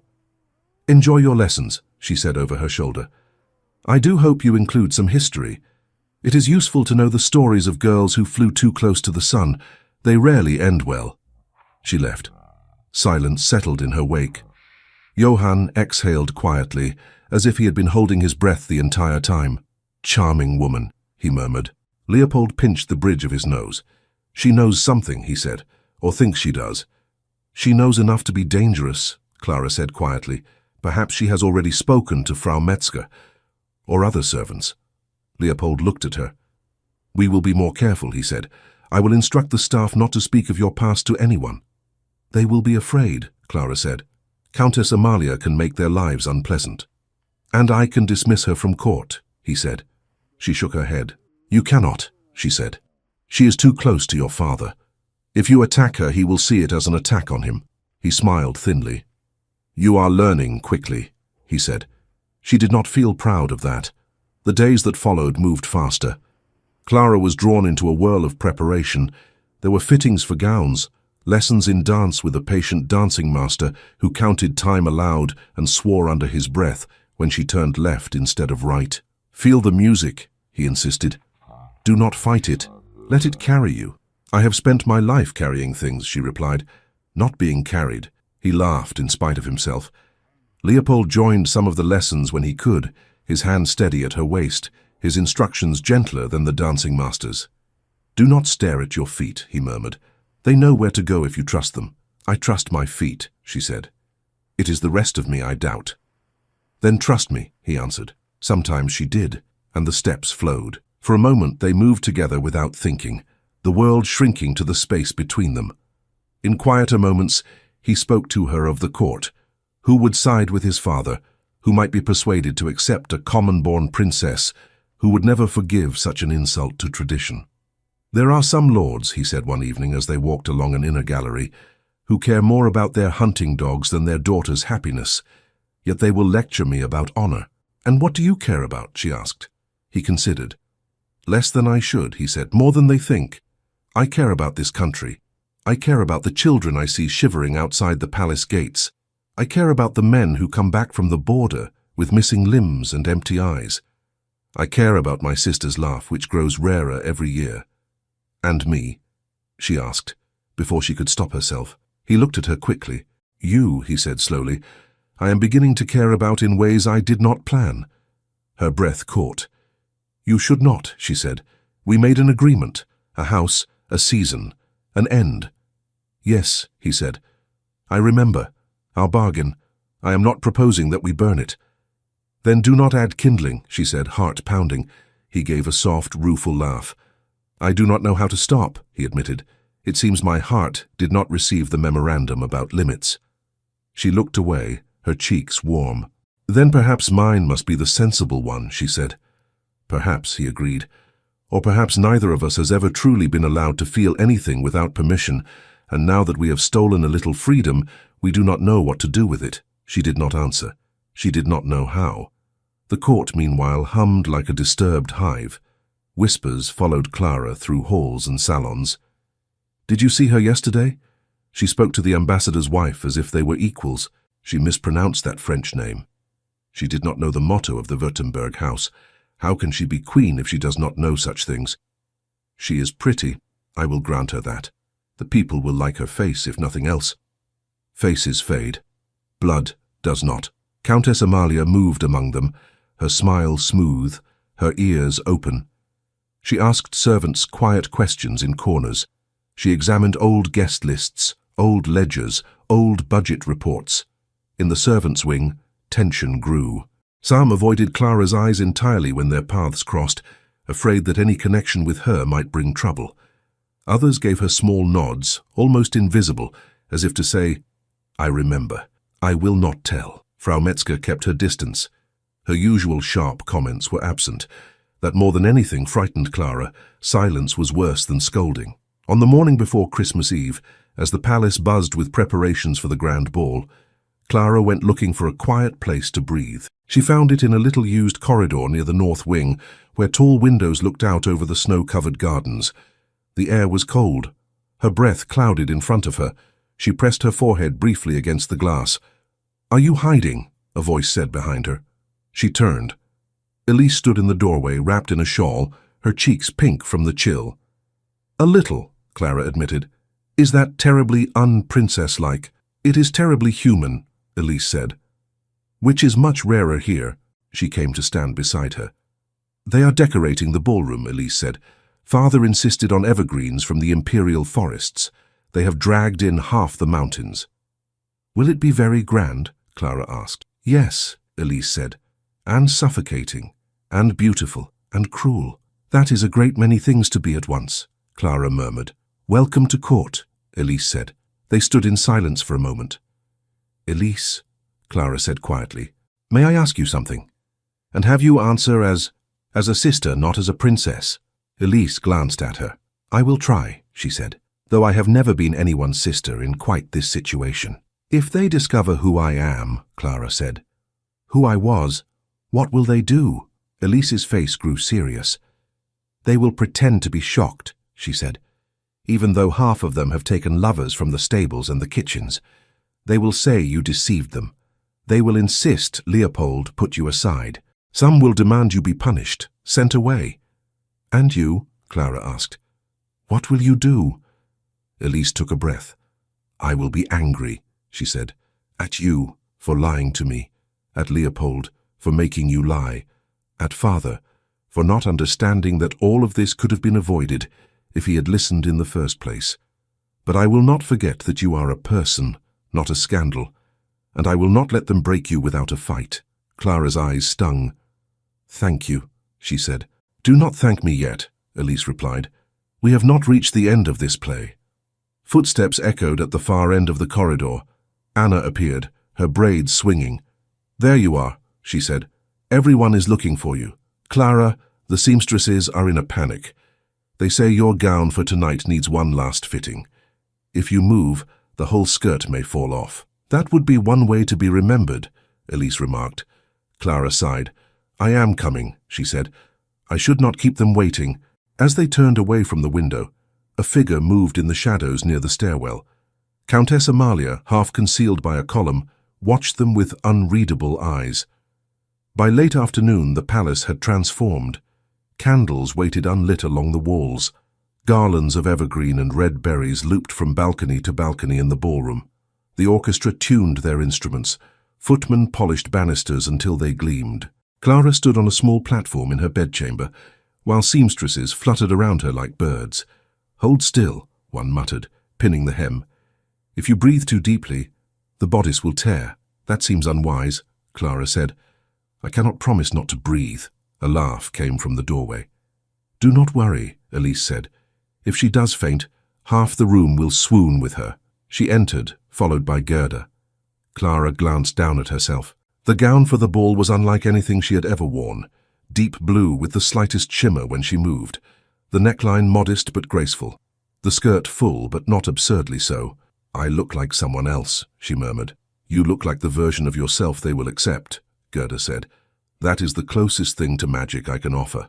When the seamstresses finally left, satisfied, Gerda stayed to adjust Clara's hair one last time. "Oh, you will be the candle in the center of the room tonight," she said. "Everyone will be watching." "That is a comfort," Clara replied dryly. Gerda squeezed her shoulder. "Remember," she said, "if you stumble with your head high. They will not know whether it is a new dance step." When Clara was alone again for a moment, she sat on the edge of the bed, hands clasped, listening to the muffled sounds of the palace through the walls. A knock sounded. "Come in," she called. Leopold stepped inside. He wore full formal dress, dark uniform, decorations, the sash of the Order of the Golden Fleece. His hair was neat. His expression, for once, held no trace of humor. He stopped when he saw her. "You are staring," she said, to cover her nervousness. "Forgive me," he said. "I was not prepared." "For what?" she asked. "For the fact that you would make half the court forget their own names," he said. She shook her head. "You exaggerate," she said. "Not enough," he replied. He came closer, his gaze searching her face. "How do you feel?" he asked. "As if I am about to step onto a frozen lake," she said, "unsure which step will send me through the ice." He nodded slowly. "I will be beside you," he said. "If the ice cracks, we will fall together." "That is a very poor reassurance," she said. "I never claimed to be a poet," he answered. She smiled despite herself. He offered his arm. "Shall we?" he asked. "Yes," she said. "Before I lose my courage." They walked together through the corridors toward the ballroom. The sounds grew louder. The murmur of voices, the test notes of violins, the shuffle of shoes. At the top of the grand staircase, the master of ceremonies waited, his ledger in hand. "Your Highnesses," he said, bowing. "When you are ready, I will announce you." Leopold glanced at Clara. "Take a breath," he whispered. She obeyed. The doors opened. The master of ceremonies raised his staff and struck the floor. "Their Imperial Highnesses," he proclaimed, his voice ringing out. "Crown Prince Leopold and his consort Clara von Weissenthal." Hundreds of faces turned toward them. For a moment Clara could not move. The room swam. Glittering lights, swirling colors, eyes upon eyes upon eyes. Leopold's arm under her hand felt solid. "One step at a time," he murmured. "That is all a life is. One step, then another." She moved. They descended the staircase slowly, the murmur in the room growing, then fading into an expectant hush. When they reached the floor, Leopold led her to the center. The orchestra went silent. He bowed to her. She curtsied to him as they had practiced. The first notes of the waltz began. They danced. At first her feet stumbled. The steps she thought she knew fled. But his hand was firm at her back, his voice low. "Left," he murmured. "Now turn. Good. Do you hear it? Let it carry you. Do not fight." She tried. Gradually the music seeped into her bones. The room blurred. The faces at the edges became less distinct. There was only the pattern: forward, side, close, turn, forward, side, close. His hand, his shoulder, the steady rhythm of his breathing. When the first dance ended, there was a brief silence, then applause. Clara flushed. It might have been polite, obligatory. It might have been genuine. She could not tell. They danced again, with others this time. Foreign dignitaries, local nobles. Some partners were awkward, others skilled. Some spoke kindly. Others made barbed remarks under their breath. "You have caused quite a sensation," said a visiting baron, smiling as he spun her. "Our newspapers will enjoy this. A maid in a borrowed crown." She stiffened. "I am not a maid," she said. "Not anymore." "So they say," he replied. "We shall see." The comment stung. Between dances, she returned to Leopold's side, drawing strength from his presence. He watched the room like a general on a battlefield, noting who approached, who hung back, who whispered behind their fans. At the edge of the crowd, Countess Amalia stood near the master of ceremonies, speaking quietly. In her hand was a folded, sealed document. Clara's gaze snagged on it. "What is it?" Leopold asked, following her eyes. "Nothing," she said quickly. "I only need some air." He frowned.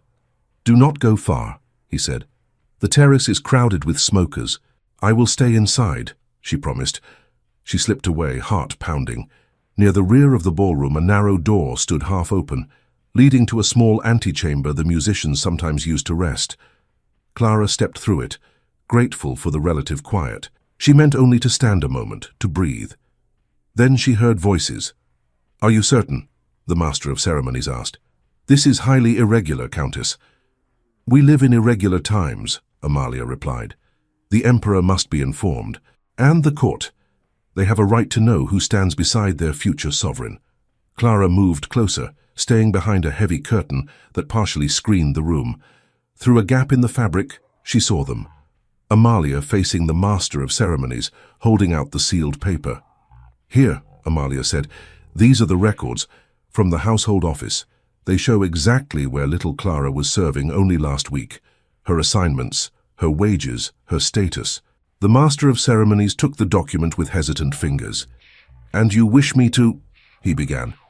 "To announce it," Amalia said, "at the appropriate moment, perhaps after the next set of dances. A simple correction. Her Highness, formerly Clara Weiss, maid of the imperial household. It will cause a stir, of course, but better a controlled storm than a hidden rot." The master of ceremonies swallowed. "Countess, this could humiliate her," he said. The prince, Amalia cut in, "has been reckless. Someone must protect him from himself. Better a sharp lesson now than a coup later." Clara's blood ran cold as the countess pressed the sealed document into the man's reluctant hand. For a heartbeat, Clara could not move. The room seemed to tilt, the floor swaying beneath her feet. Her fingers dug into the curtain. "They will tear her apart," the master of ceremonies whispered, "in front of everyone." "They will adjust," Amalia replied. "Truth has that effect. Better they know she was a maid now than discover it in some uglier way later." "But the prince will survive," Amalia said, her voice firm. "He is stronger than he appears, and if he is not, then he should not sit a throne." Clara stepped back, careful not to let the curtain rustle.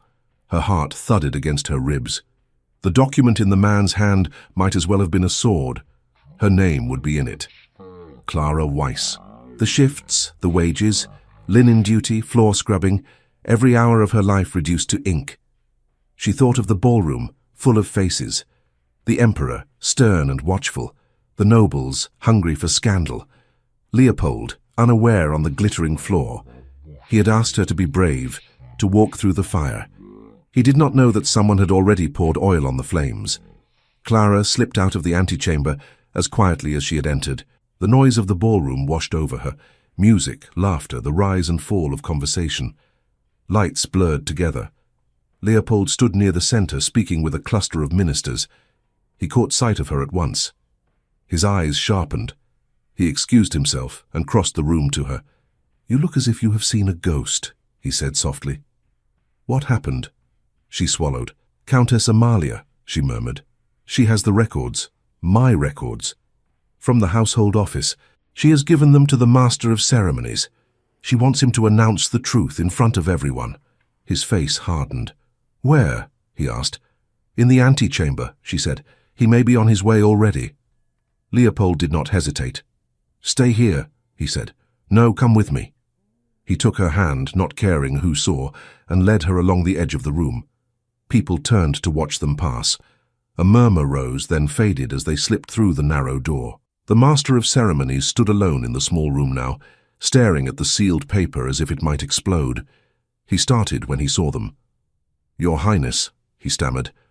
"I did not expect—" "No," Leopold said. "I imagine you did not." His gaze dropped to the document. "What is that?" he asked, though he already knew. The man's throat bobbed. "Household records, Your Highness," he said. "Countess Amalia gave them to you," Leopold finished, "and asked you to humiliate my wife in front of the entire court. She said it was my duty," the man faltered, "that the Emperor would wish the truth known." "And what do you wish?" Leopold asked quietly. The master of ceremonies looked between them.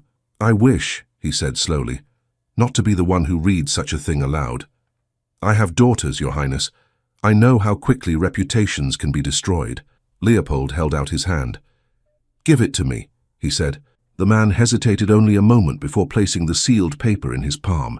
Leopold weighed it, his expression unreadable. "Thank you," he said. "You will not speak of this to anyone." "No, Your Highness," the man said quickly. "You have my word." He bowed and hurried out. Silence fell. Clara stared at the folded paper. "Open it," she whispered. Leopold glanced at her. "We know what it contains," he said. "There is no need."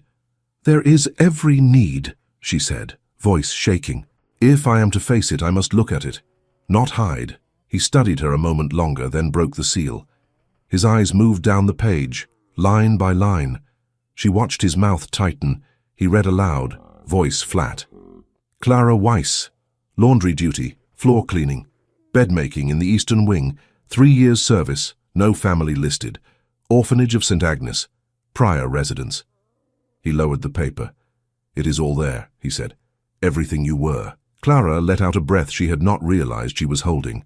"It is not a crime," she said, more to herself than to him. "To have scrubbed floors, to have carried water, to have no family." "No," he said. "It is not." "Yet they will treat it as one," she murmured. "Yes," he said quietly. "They will." For a moment neither of them spoke. Then he folded the paper once, twice, very precisely. "What will you do?" she asked. He slipped the folded document into his coat. "What I should have done from the beginning," he said. "I will tell them myself." Her eyes flew to his. "You cannot," she said. "Not like this. Not when they are already half against you." "If I let Amalia spring this on us," he said, "we lose every scrap of control. I will not have you dragged into the center of the room like a thief caught with a stolen spoon. If there is to be a reckoning, I will start it." "And if it destroys you?" she whispered. "If it destroys me," he said, "then perhaps this throne deserves a better man. But it will not be for lack of honesty." He took her hands. "I will not force you to stand beside me while I do this," he said. "If you wish to leave the ballroom before I speak, Johann can take you to your chambers. No one will think it strange." She looked at their joined hands. "And if I leave," she said, "they will say I fled, that I was ashamed." He waited. "Are you ashamed?" he asked. She thought of the orphanage, the endless scrubbing, the way other children had snickered at her worn shoes. The house on the edge of the city where she had served before Schönberg, the mistress who always found fault. She remembered the boy in the corridor, the fallen porcelain, her choice to take the blame. "No," she said slowly, "I am not ashamed of work. I am ashamed of lies." "Then let us end them," he said. Her throat tightened. "I will stand with you," she said, "whatever comes." "Good," he said simply. "Then we will go back in." They returned to the ballroom. The music still played, though more softly now. The Emperor had arrived during their absence, seated in a high-backed chair at the far end, with his daughters and a few ministers nearby. Courtiers circulated, careful to be seen in the right places. Countess Amalia stood near a column, her gaze fixed on them. Her brows rose when she saw Leopold's calm face. Her eyes flicked to his coat, as if she could see the folded paper inside. Leopold did not look at her again. He drew Clara toward the center of the room. The orchestra faltered as they passed, the conductor's hand dropping. The murmur of conversation thinned. Leopold stopped a few steps from the Emperor's chair. "Father," he said, his voice carrying clearly, "may I have the court's attention?" Franz looked at him, then at Clara, then at the clusters of people nearby. You already do, he said dryly. You have had it for days. There was a ripple of laughter, quickly stifled. Leopold inclined his head. Then allow me to make use of it, he said. There is something I must say to you and to everyone here. The Emperor's eyes narrowed. This is hardly the time for speeches, he said. We are here to celebrate. Then let us celebrate the right things, Leopold replied. He turned so he faced the room.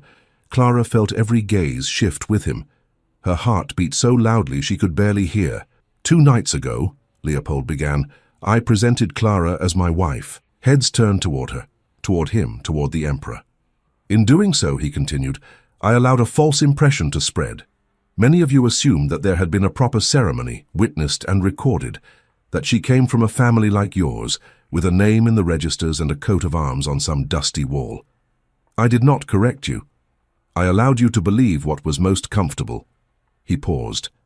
I was wrong. A hush fell, so complete that the faint crackle of candle wax could be heard. I married Clara in my own mind and heart long before any priest was summoned, he said. But there has been no official ceremony, not yet, and her family is not like yours. He reached into his coat and drew out the folded paper. In fact, he said, she has no family at all, at least none that a herald would recognize. She came to this palace as a maid. She has scrubbed your floors, carried your linens, polished the silver you eat from. For 3 years she has moved through these halls like a shadow you did not see. A wave rippled through the crowd, gasps, a few angry exclamations, faces flushed with shock or triumph or embarrassment. The Emperor's jaw tightened. Leopold, he began. Leopold did not look at him. Countess Amalia has been diligent, he said. She has obtained the records from the household office. She intended, I believe, to reveal them tonight. To protect the court from being deceived by a woman of low birth. Amalia's eyes flashed. Color rose in her cheeks.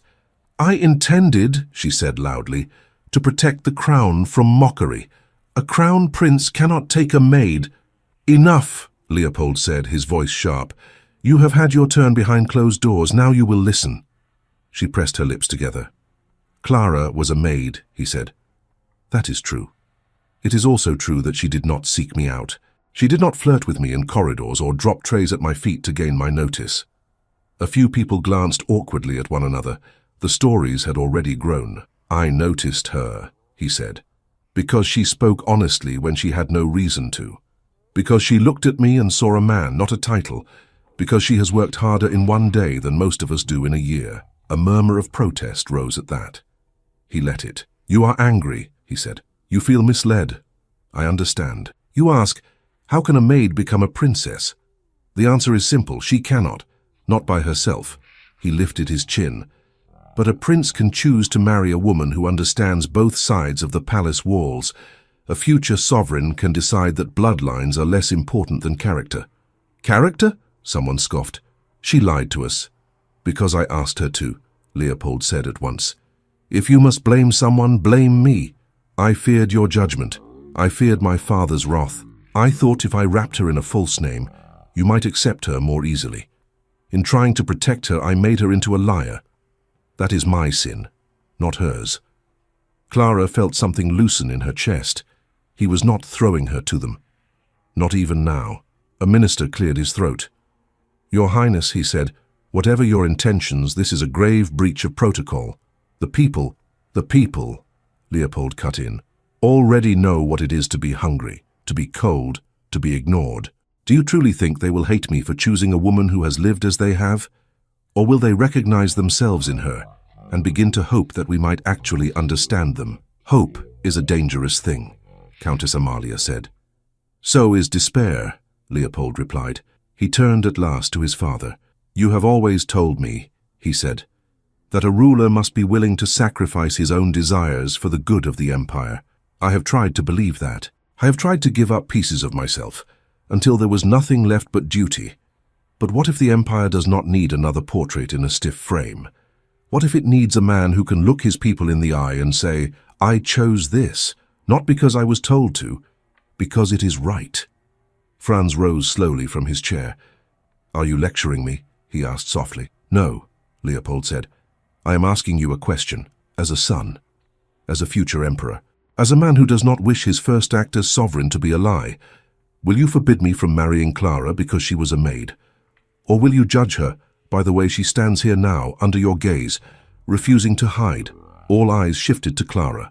She felt their weight, their skepticism, their curiosity. She could have shrunk back. She could have lowered her head. Instead, she stepped forward. "Your Majesty," she said, her voice clear, though her hands trembled. "If I may speak." The Emperor looked at her. "You have already," he said, in silence. "The whole court has heard your story tonight without a word from you. You may as well add something to it." A few people chuckled nervously. Clara drew a breath. "I did not ask for this," she said. "I did not dream as a child of standing in this room in a gown like this. I dreamed of a door that closed, of a bed that was mine, of not being dismissed when someone wealthier frowned." Some of the nobles shifted, uncomfortable. "I know what it is to be ordered about," she went on, "to be scolded for mistakes I did not make, to clean up other people's messes and leave no trace of my own existence." She looked around the room, letting her gaze touch faces instead of windows and walls. "I know that many of you think I do not belong here," she said. "Perhaps you are right. I do not know your dances as well as you. I do not know your family histories. I cannot quote Latin or trace my blood back through a dozen titles. But I know how to work. I know how to listen. I know how to see the people you do not see." She swallowed. "If the Emperor commands that I leave this palace, I will obey," she said. "I have spent my whole life obeying. I will not break now. But if he allows me to stay," her voice wavered, then steadied, "if he allows me to stand beside his son, I will do everything in my power to be worthy of the trust, not by pretending to be what I am not, but by bringing what I am to the service of this house." Silence fell again. Then, from the back of the room, a voice spoke. "If I may, Your Majesty," said the grey-haired general who had bowed to her days before. Franz glanced at him. "Go on, General Hauer," he said. Hauer stepped forward. "I have led men into battle," he said. "Men from farms and factories. Men who could not write their own names but would stand in front of a cannon for their comrades. I have seen noble officers run while peasants held the line. If we are to have an emperor who commands such men, perhaps it would not hurt for his wife to know what calloused hands feel like." A stir of agreement and disagreement. A noble woman in a dark gown spoke next. "My mother," she said quietly, "was a merchant's daughter. My grandfather nearly disowned my father for marrying her. He said she would bring shame to the family. Instead, she brought sense." She smiled faintly. "She taught him to read ledgers. Without her, we would have lost everything. Blood is not always the measure we think it is." A bishop, robes shimmering, cleared his throat. "The scriptures tell us," he said, "that the first shall be last and the last shall be first. We repeat it every Sunday. Perhaps it is time we considered what it might mean if taken seriously." Countess Amalia's lips thinned. "Are we to run the empire on proverbs?" she demanded. "Good intentions do not balance ledgers or calm restless provinces. A maid on the throne will not soothe men who fear losing their privileges." "Perhaps," the bishop said, "but she might soothe those who fear they will never have any." Franz lifted a hand. "Enough," he said. "This is not a market stall. We will not haggle over the crown like a bolt of cloth." The room quieted at once.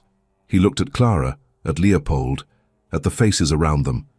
For once his expression was not easily read. "You have put me in a difficult position, Leopold," he said. "You always did have a talent for that." "I learned from you," Leopold replied. Franz almost smiled, then did not. "I will not decide this tonight," he said. A murmur rose. "Father," Leopold began. Franz silenced him with a glance. "I am not done," he said. "I will not decide this tonight because I refuse to be stampeded by scandal or sentiment. The empire deserves better than decisions made in the heat of embarrassment." He turned to the court. "You will all return to your revelry," he said. "You will not speak of this outside these walls until Christmas has passed. If I hear that a single word of this reaches the newspapers before then, I will know from which mouth it leaked, and that mouth will be silenced from my presence for a very long time." A collective shiver moved through the room. No one doubted he meant it. He faced Clara again. "You will remain in the palace," he said. "You will attend family gatherings. You will be observed, not as a maid. As the possible future crown princess of this empire, I will judge you myself, not by rumors. On Christmas Day after Mass, I will give my answer. He looked at Leopold. If in the meantime your choice brings the walls crashing down, that will also be my answer, he added. Leopold bowed his head. Thank you, he said. Do not thank me yet, Franz replied. I may still decide to send your Clara to a quiet convent in the mountains. He turned, signaling that the audience was over. The orchestra, after a moment's confusion, began to play again. Conversations resumed, though more subdued. Clara stood in the center of the floor, suddenly exhausted. Leopold took her hand. You were extraordinary, he said softly. I was shaking, she answered. My knees have forgotten how to belong to me. Then lean, he said. I have spare knees. Despite everything, she laughed. People approached them one by one. Some offered cautious congratulations. Others maintained politeness, their eyes cool. A few avoided them entirely. Countess Amalia did not come closer. She remained at a distance, speaking quietly to a cluster of nobles, her expression unreadable. At last, Elise and Anna reached them. Elise's eyes were bright with unshed tears. You stubborn fool, she said to Leopold, though her voice trembled with affection. You had to make a speech, did you not? I thought it better than watching Amalia do it for me, he said. Elise turned to Clara. You were brave, she said. I am still angry that you lied to me, but I am also proud.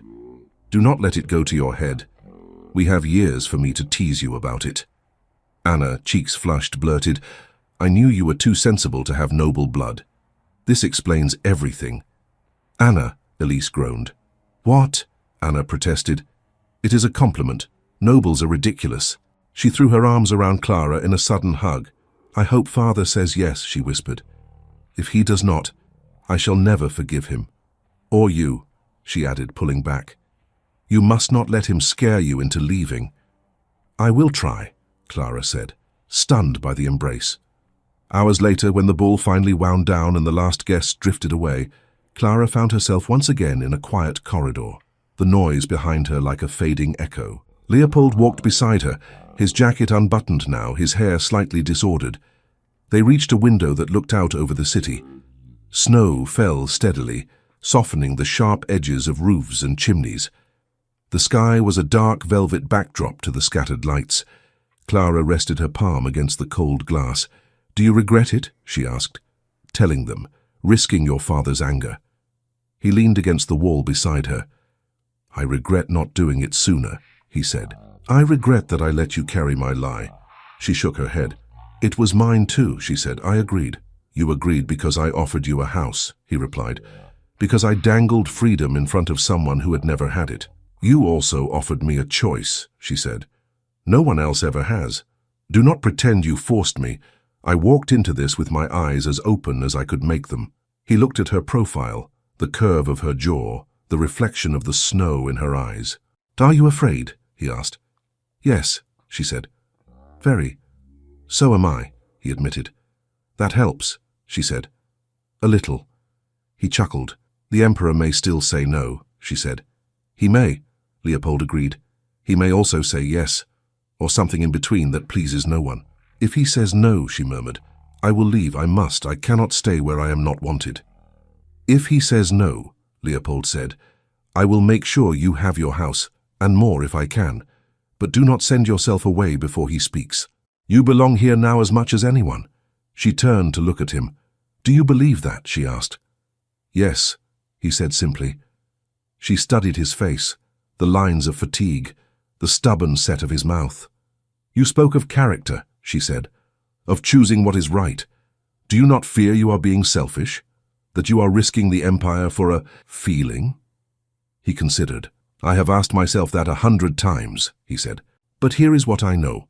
If I cannot make one honest choice in my own life, how can I ask an entire nation to trust my choices about theirs? And if the cost is me, she said softly, if the price of their trust is losing me. He reached out, then stopped, his hand hovering near hers on the window ledge. Then, he said slowly, I must decide whether I am willing to pay that price. Tonight I am not. On Christmas Day, we will see who I am, and who my father allows me to be. The snow fell, steady and quiet. Clara looked out over the city, Somewhere beyond those roofs, a small house was being made ready in her name, a door that would be hers to close, a table that would wait for her hands. Behind her, in the palace, decisions were gathering like clouds. For the first time since this began, there were no lies between them, no hidden past, no secret records in someone else's pocket. Whatever came next would come to two people who had seen each other clearly. Clara let her hand slide from the cold glass to rest beside his. She did not take his hand. She did not need to.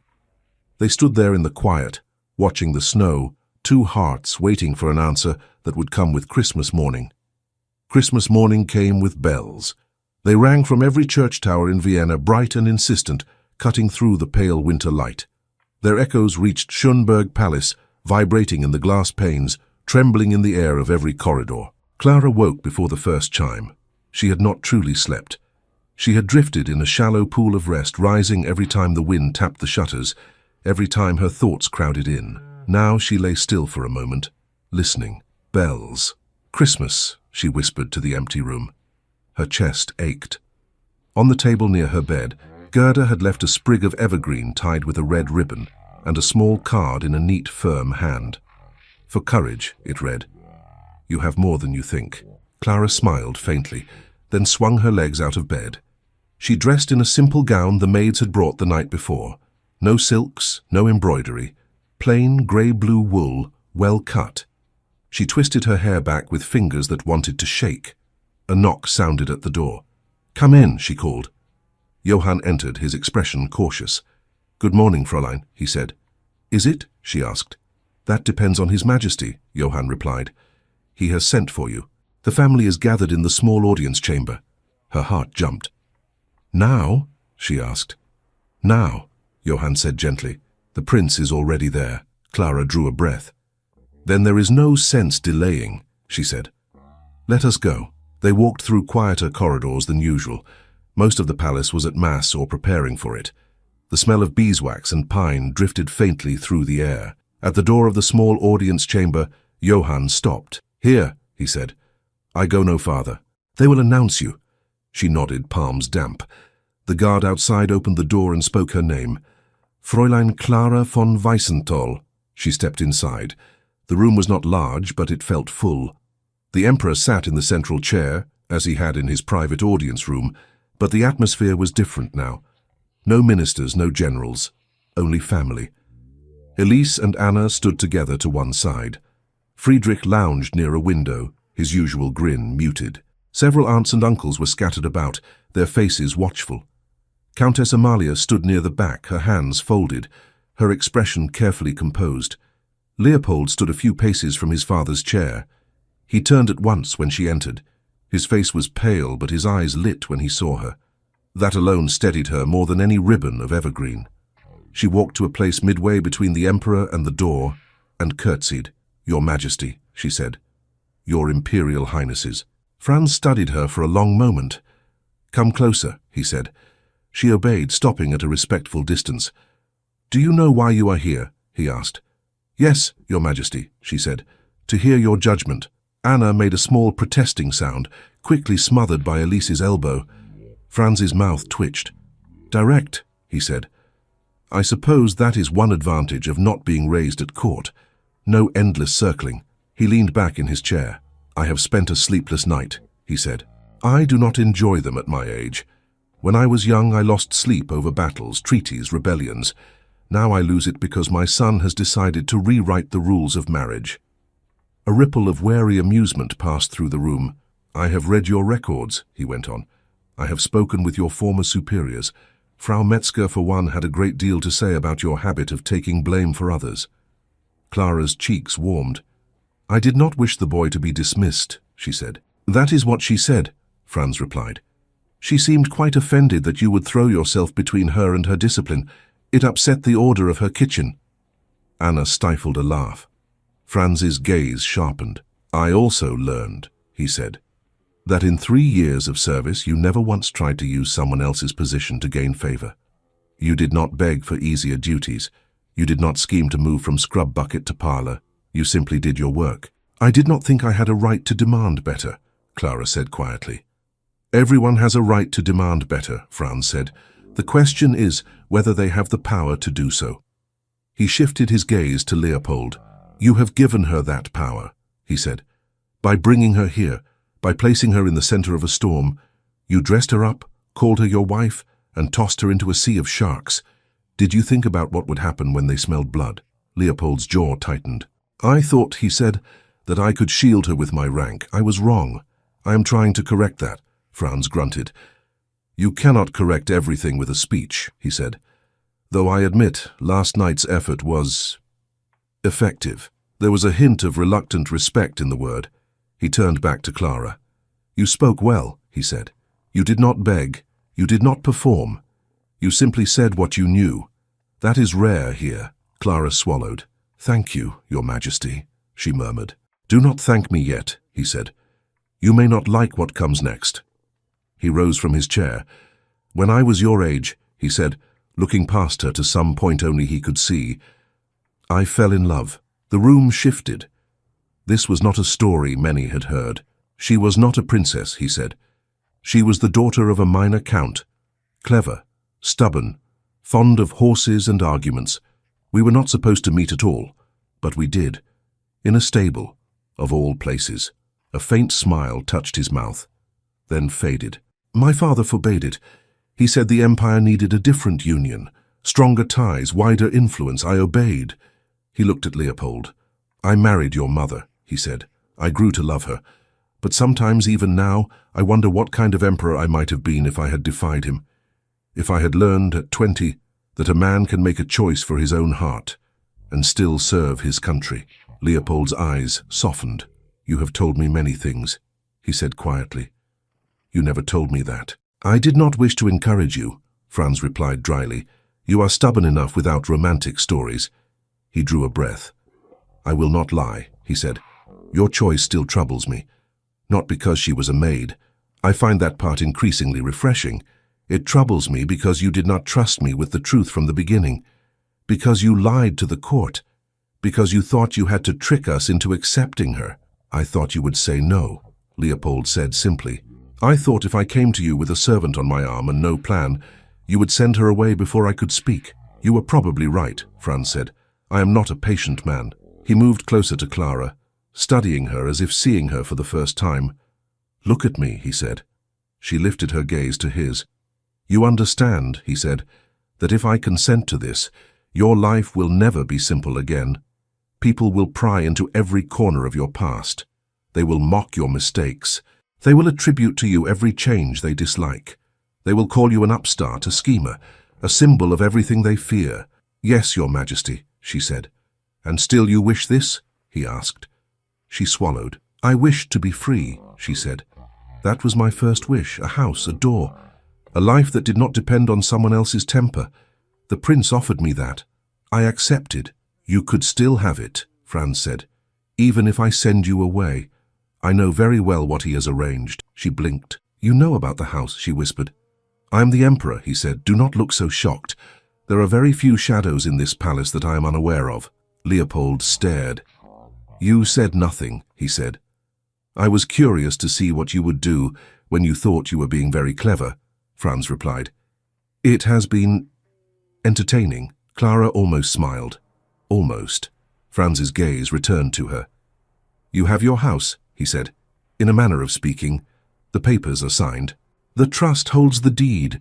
You could leave today, no one would stop you. You would have the simple life you dreamed of. Her chest tightened. To leave, to step outside the palace and not return, to walk into a space that belonged to her utterly. And you, Franz said, nodding toward Leopold, would be left with a scandal, a disappointed foreign court, and the knowledge that your one act of defiance ended with a vanished girl and a very silly story. It would also end with Clara safe, Leopold said. Franz's eyes narrowed. Would you let her go? He asked. If she asked it? Leopold looked at Clara. His voice, when he spoke, was quiet and steady. If you wish to leave, he said, I will not stop you. I will not drag you back. I will not send guards to your door. You will be free. I will face whatever comes. Alone. The word settled between them. Clara's heart twisted. "What do you wish?" she asked him. "Not as a prince, as a man." He did not hesitate. "I wish," he said, "to wake up each day knowing you are somewhere within these walls, to see you walk into a room and not feel as if the air has been stolen from it, to argue with you, to laugh with you, to make mistakes and learn how to mend them together. I wish to marry you, not in pretense, not to spite anyone, but because I love you." The room faded around them. Clara's throat closed. "You said you should not care for me," she whispered. "That it would complicate everything." "It has," he said, "and I do not care." Franz cleared his throat. "You see my problem," he said to the room. "My heir is in love. Our maid is honest. And I am old and very tired of watching young men make the same mistakes I did." Elise blinked rapidly. Anna sniffled loudly. Countess Amalia stood perfectly still, her jaw tight. Franz lifted his hand. "Clara Weiss," he said. "Or Clara von Weissenthal, if we must pretend your name has more syllables. I will not send you away. I will not hide you. I will not bless this union in secret and pretend you are someone's distant cousin. If you and my son still wish to marry after hearing what I am about to say, you will do so with my acknowledgement." Leopold exhaled sharply. "What conditions?" he asked warily. Franz gave him a sharp look. "Do not interrupt when you are being granted what you want," he said. He faced Clara fully. "If you marry my son," he said, "you will be more than his comfort. You will be the bridge between this palace and the people who scrub its floors. You will not forget where you came from. You will not allow him to forget. You will spend time in the kitchens, in the laundry, in the streets, not as a curiosity, but as someone who understands. You will use whatever influence you gain to make this place less blind." Clara nodded, tears burning behind her eyes. "I would have tried to do that anyway," she said. "Good," Franz replied. "Then we are not entirely at odds." He looked at Leopold. "You, boy," he said, "if you marry her, you accept that you are binding yourself not only to her, but to the idea she represents. You cannot parade her before the people as a symbol of change and then govern as if nothing has changed. You will listen when she speaks. You will not hide behind her when you are afraid of my disapproval." Leopold almost smiled. "I thought you did not wish to encourage me," he said.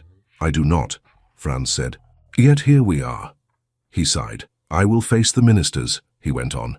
"I will face the foreign courts. I will swallow my pride and admit that my son has chosen a path I did not expect. In return, you will not make me regret it more than necessary." He extended his hand toward Clara. "Come here," he said. She stepped closer, her pulse roaring in her ears. He took her right hand in both of his. "You are not my choice," he said plainly, "but you are his, and I'm beginning to suspect that he may be right more often than I allow." His grip tightened, surprisingly warm. "Welcome to this family, Clara. If you survive us, you will have earned your place." The room let out a breath it had been holding. Elise began to clap, ignoring the disapproving look of an aunt. Anna joined her eagerly. Others followed, some slowly, some more sincerely. Countess Amalia's hands remained still. Her eyes met Clara's over the heads of the others. There was no warmth there, but something had shifted. The woman inclined her head very slightly, not in surrender, in acknowledgement. Leopold stepped forward until he stood mere inches from Clara. His voice dropped to something only she, his father, and the nearest few could hear. "Clara Weiss," he said, "in front of my family, with my father's reluctant blessing and the knowledge that we are both fools, will you marry me? Truly. Today, in the chapel, with witnesses and a priest who will not pretend he mislaid the register." A laugh broke through her tears. "You have a very odd way of proposing," she said. "I am a very odd man," he replied. "Say yes before I start reciting political conditions." Her breath trembled. "Yes," she said. "I will marry you." Relief washed over his face. He lifted her hand and pressed his lips to her knuckles, a gesture so simple and reverent that it stole her breath again. "Good," he murmured. "Then let us do it before anyone wakes up and decides this is a dream." The rest of the morning moved like a whirlwind. Servants ran with quiet urgency, preparing the chapel. A priest was summoned, hastily robed, his eyes wide but shining. Elise and Anna dragged Clara away to help her dress, their chatter a blend of nerves and delight. "You are shaking," Elise said, fastening a row of tiny buttons. So are you, Clara replied. That is only because I will be expected to cry elegantly, Elise said. I am not good at elegant crying. Anna bounced on her toes. Do you think I will be allowed to throw flower petals? She asked. You are 14, Elise said. You are too old for petals. I am never too old for petals, Anna declared. Gerda arrived with a box in her hands. From His Highness, she said, her eyes soft. Inside, nestled on a piece of velvet, lay a simple circlet of gold. Not the heavy jeweled crown of a queen, a modest band, engraved with tiny leaves. Clara touched it with reverent fingers. I cannot wear that, she whispered. It looks like it belongs to someone else. It belongs to whoever puts it on, Gerda said. That is the secret of all crowns. When they were finished, Clara stood before the small mirror. The gown she wore now was ivory, with a high neckline and long sleeves. Modest, pure. Her hair was braided and coiled, pinned with a few small pearls. She looked like a bride. Elise's eyes glistened. Do you remember when we met? She asked. I thought you were terribly frightened. I was, Clara said. Are you now? Elise asked. Yes, Clara answered. But I am also grateful that you came to that cold window, that you did not turn away. Elise hugged her tightly. You are my sister now, she said. Whatever happens. Anna threw her arms around both of them. And mine, she said. If you ever decide to run away, you must take me with you. I will keep that in mind, Clara laughed. They walked together to the chapel. Unlike the main cathedral in the city, the palace chapel was small and plain, its beauty in its simplicity. White walls, wooden pews, a few paintings of saints who had also made impossible choices.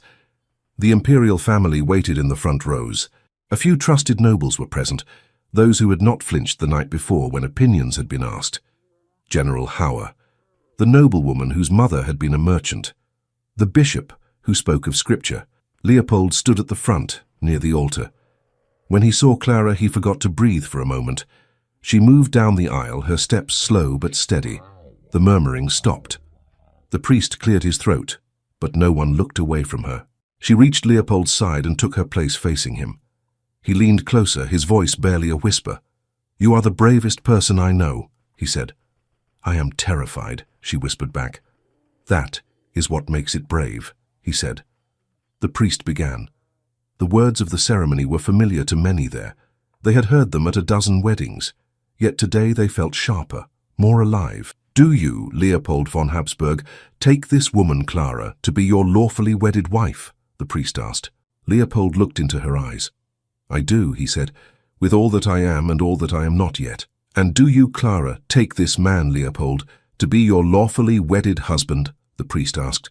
She drew a breath. I do, she said, with all the courage I can find and all the love I am still learning to give. He slid a ring onto her finger, not a massive gem, but a simple band of gold that matched the circlet she would wear one day. She slipped a ring onto his hand as well, her fingers brushing his.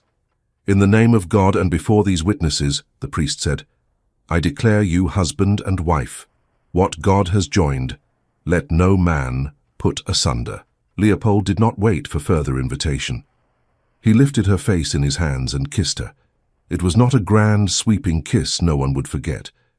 It was gentle, sure, filled with relief and promise. It tasted of cold air and candle smoke and the salt of unshed tears. The chapel blurred around them. When he drew back, his forehead rested against hers for a moment. My wife, he said softly. She smiled, tears spilling over at last. My husband, she answered. Applause broke out, not the polite clap of duty, but real human warmth. Elise cried openly. Anna cheered. Even General Hauer wiped at one eye. The Emperor stood. For a heartbeat, Clara feared he might speak words that would complicate everything again. Instead, he stepped forward, lifted her hand and placed it in Leopold's once more. You have both chosen, he said.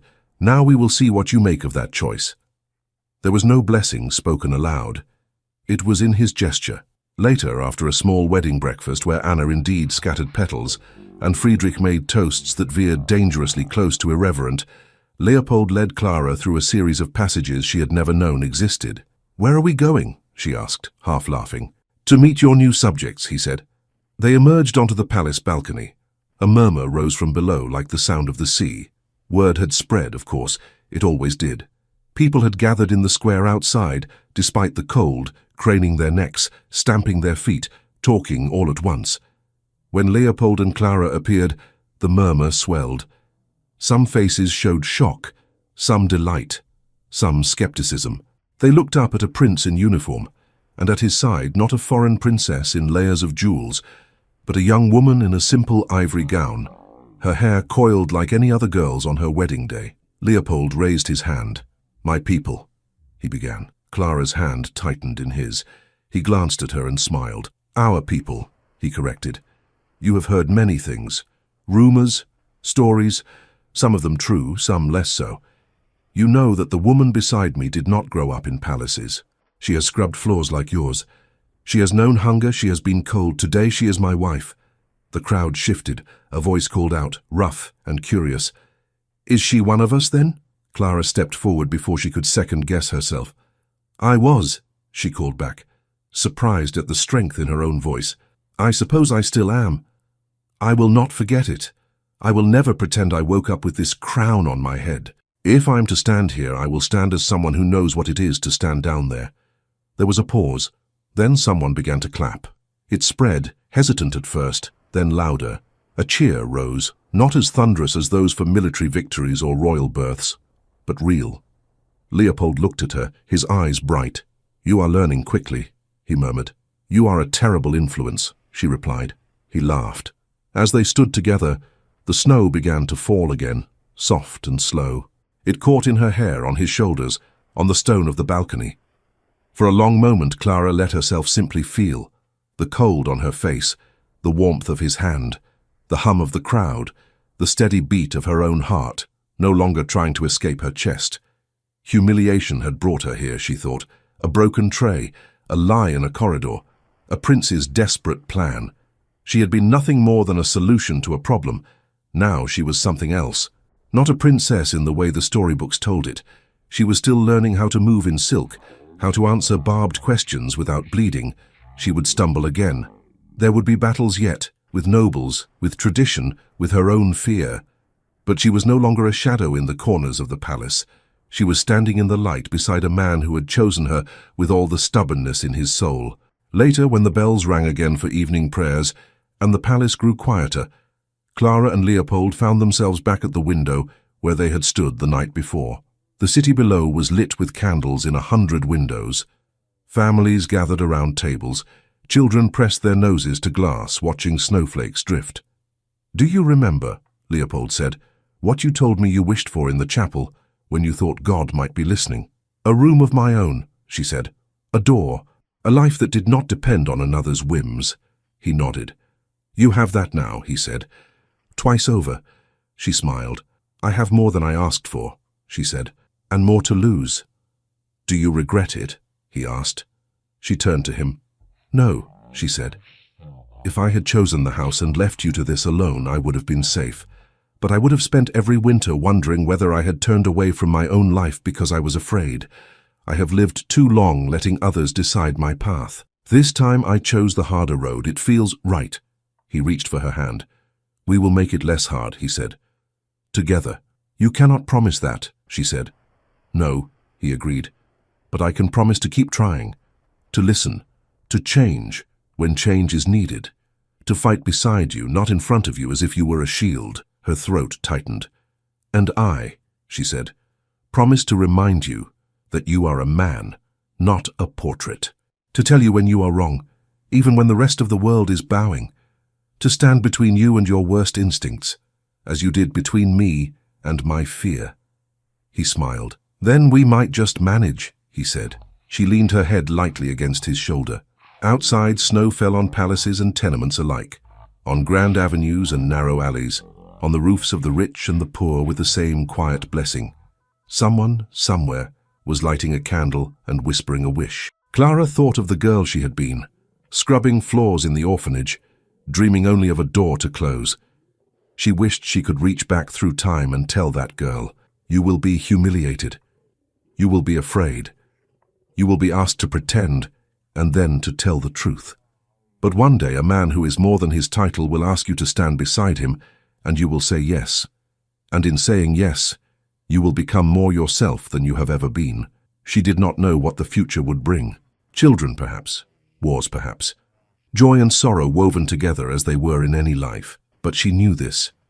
Whatever came, they would face it with open eyes, with hands clasped, with hearts that had learned at last to choose. She lifted her head and looked at him. "Merry Christmas, Leopold," she said softly. He brushed a stray curl from her cheek, his touch gentle. "Merry Christmas, Clara," he replied. "My wife, my courage, my foolish, wonderful choice."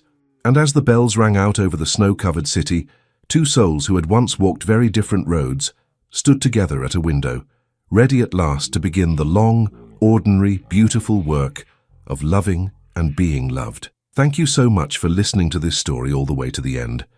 We hope it moved you as much as it moved us while telling it. We'd love to hear your thoughts. Leave us a comment telling us where you're listening from and what you liked the most. Rate this story from 0 to 10. What score would you give it? If you enjoyed this story, don't forget to subscribe to the channel and leave a like as a show of support. That really motivates us to keep creating and sharing more stories full of emotion and life lessons. And before we go, we want to remind you that an exciting and heartwarming story recommendation will appear on the final screen. If you'd like to enjoy it, just click on the video. Thank you once again for being here, and we'll see you in the next story.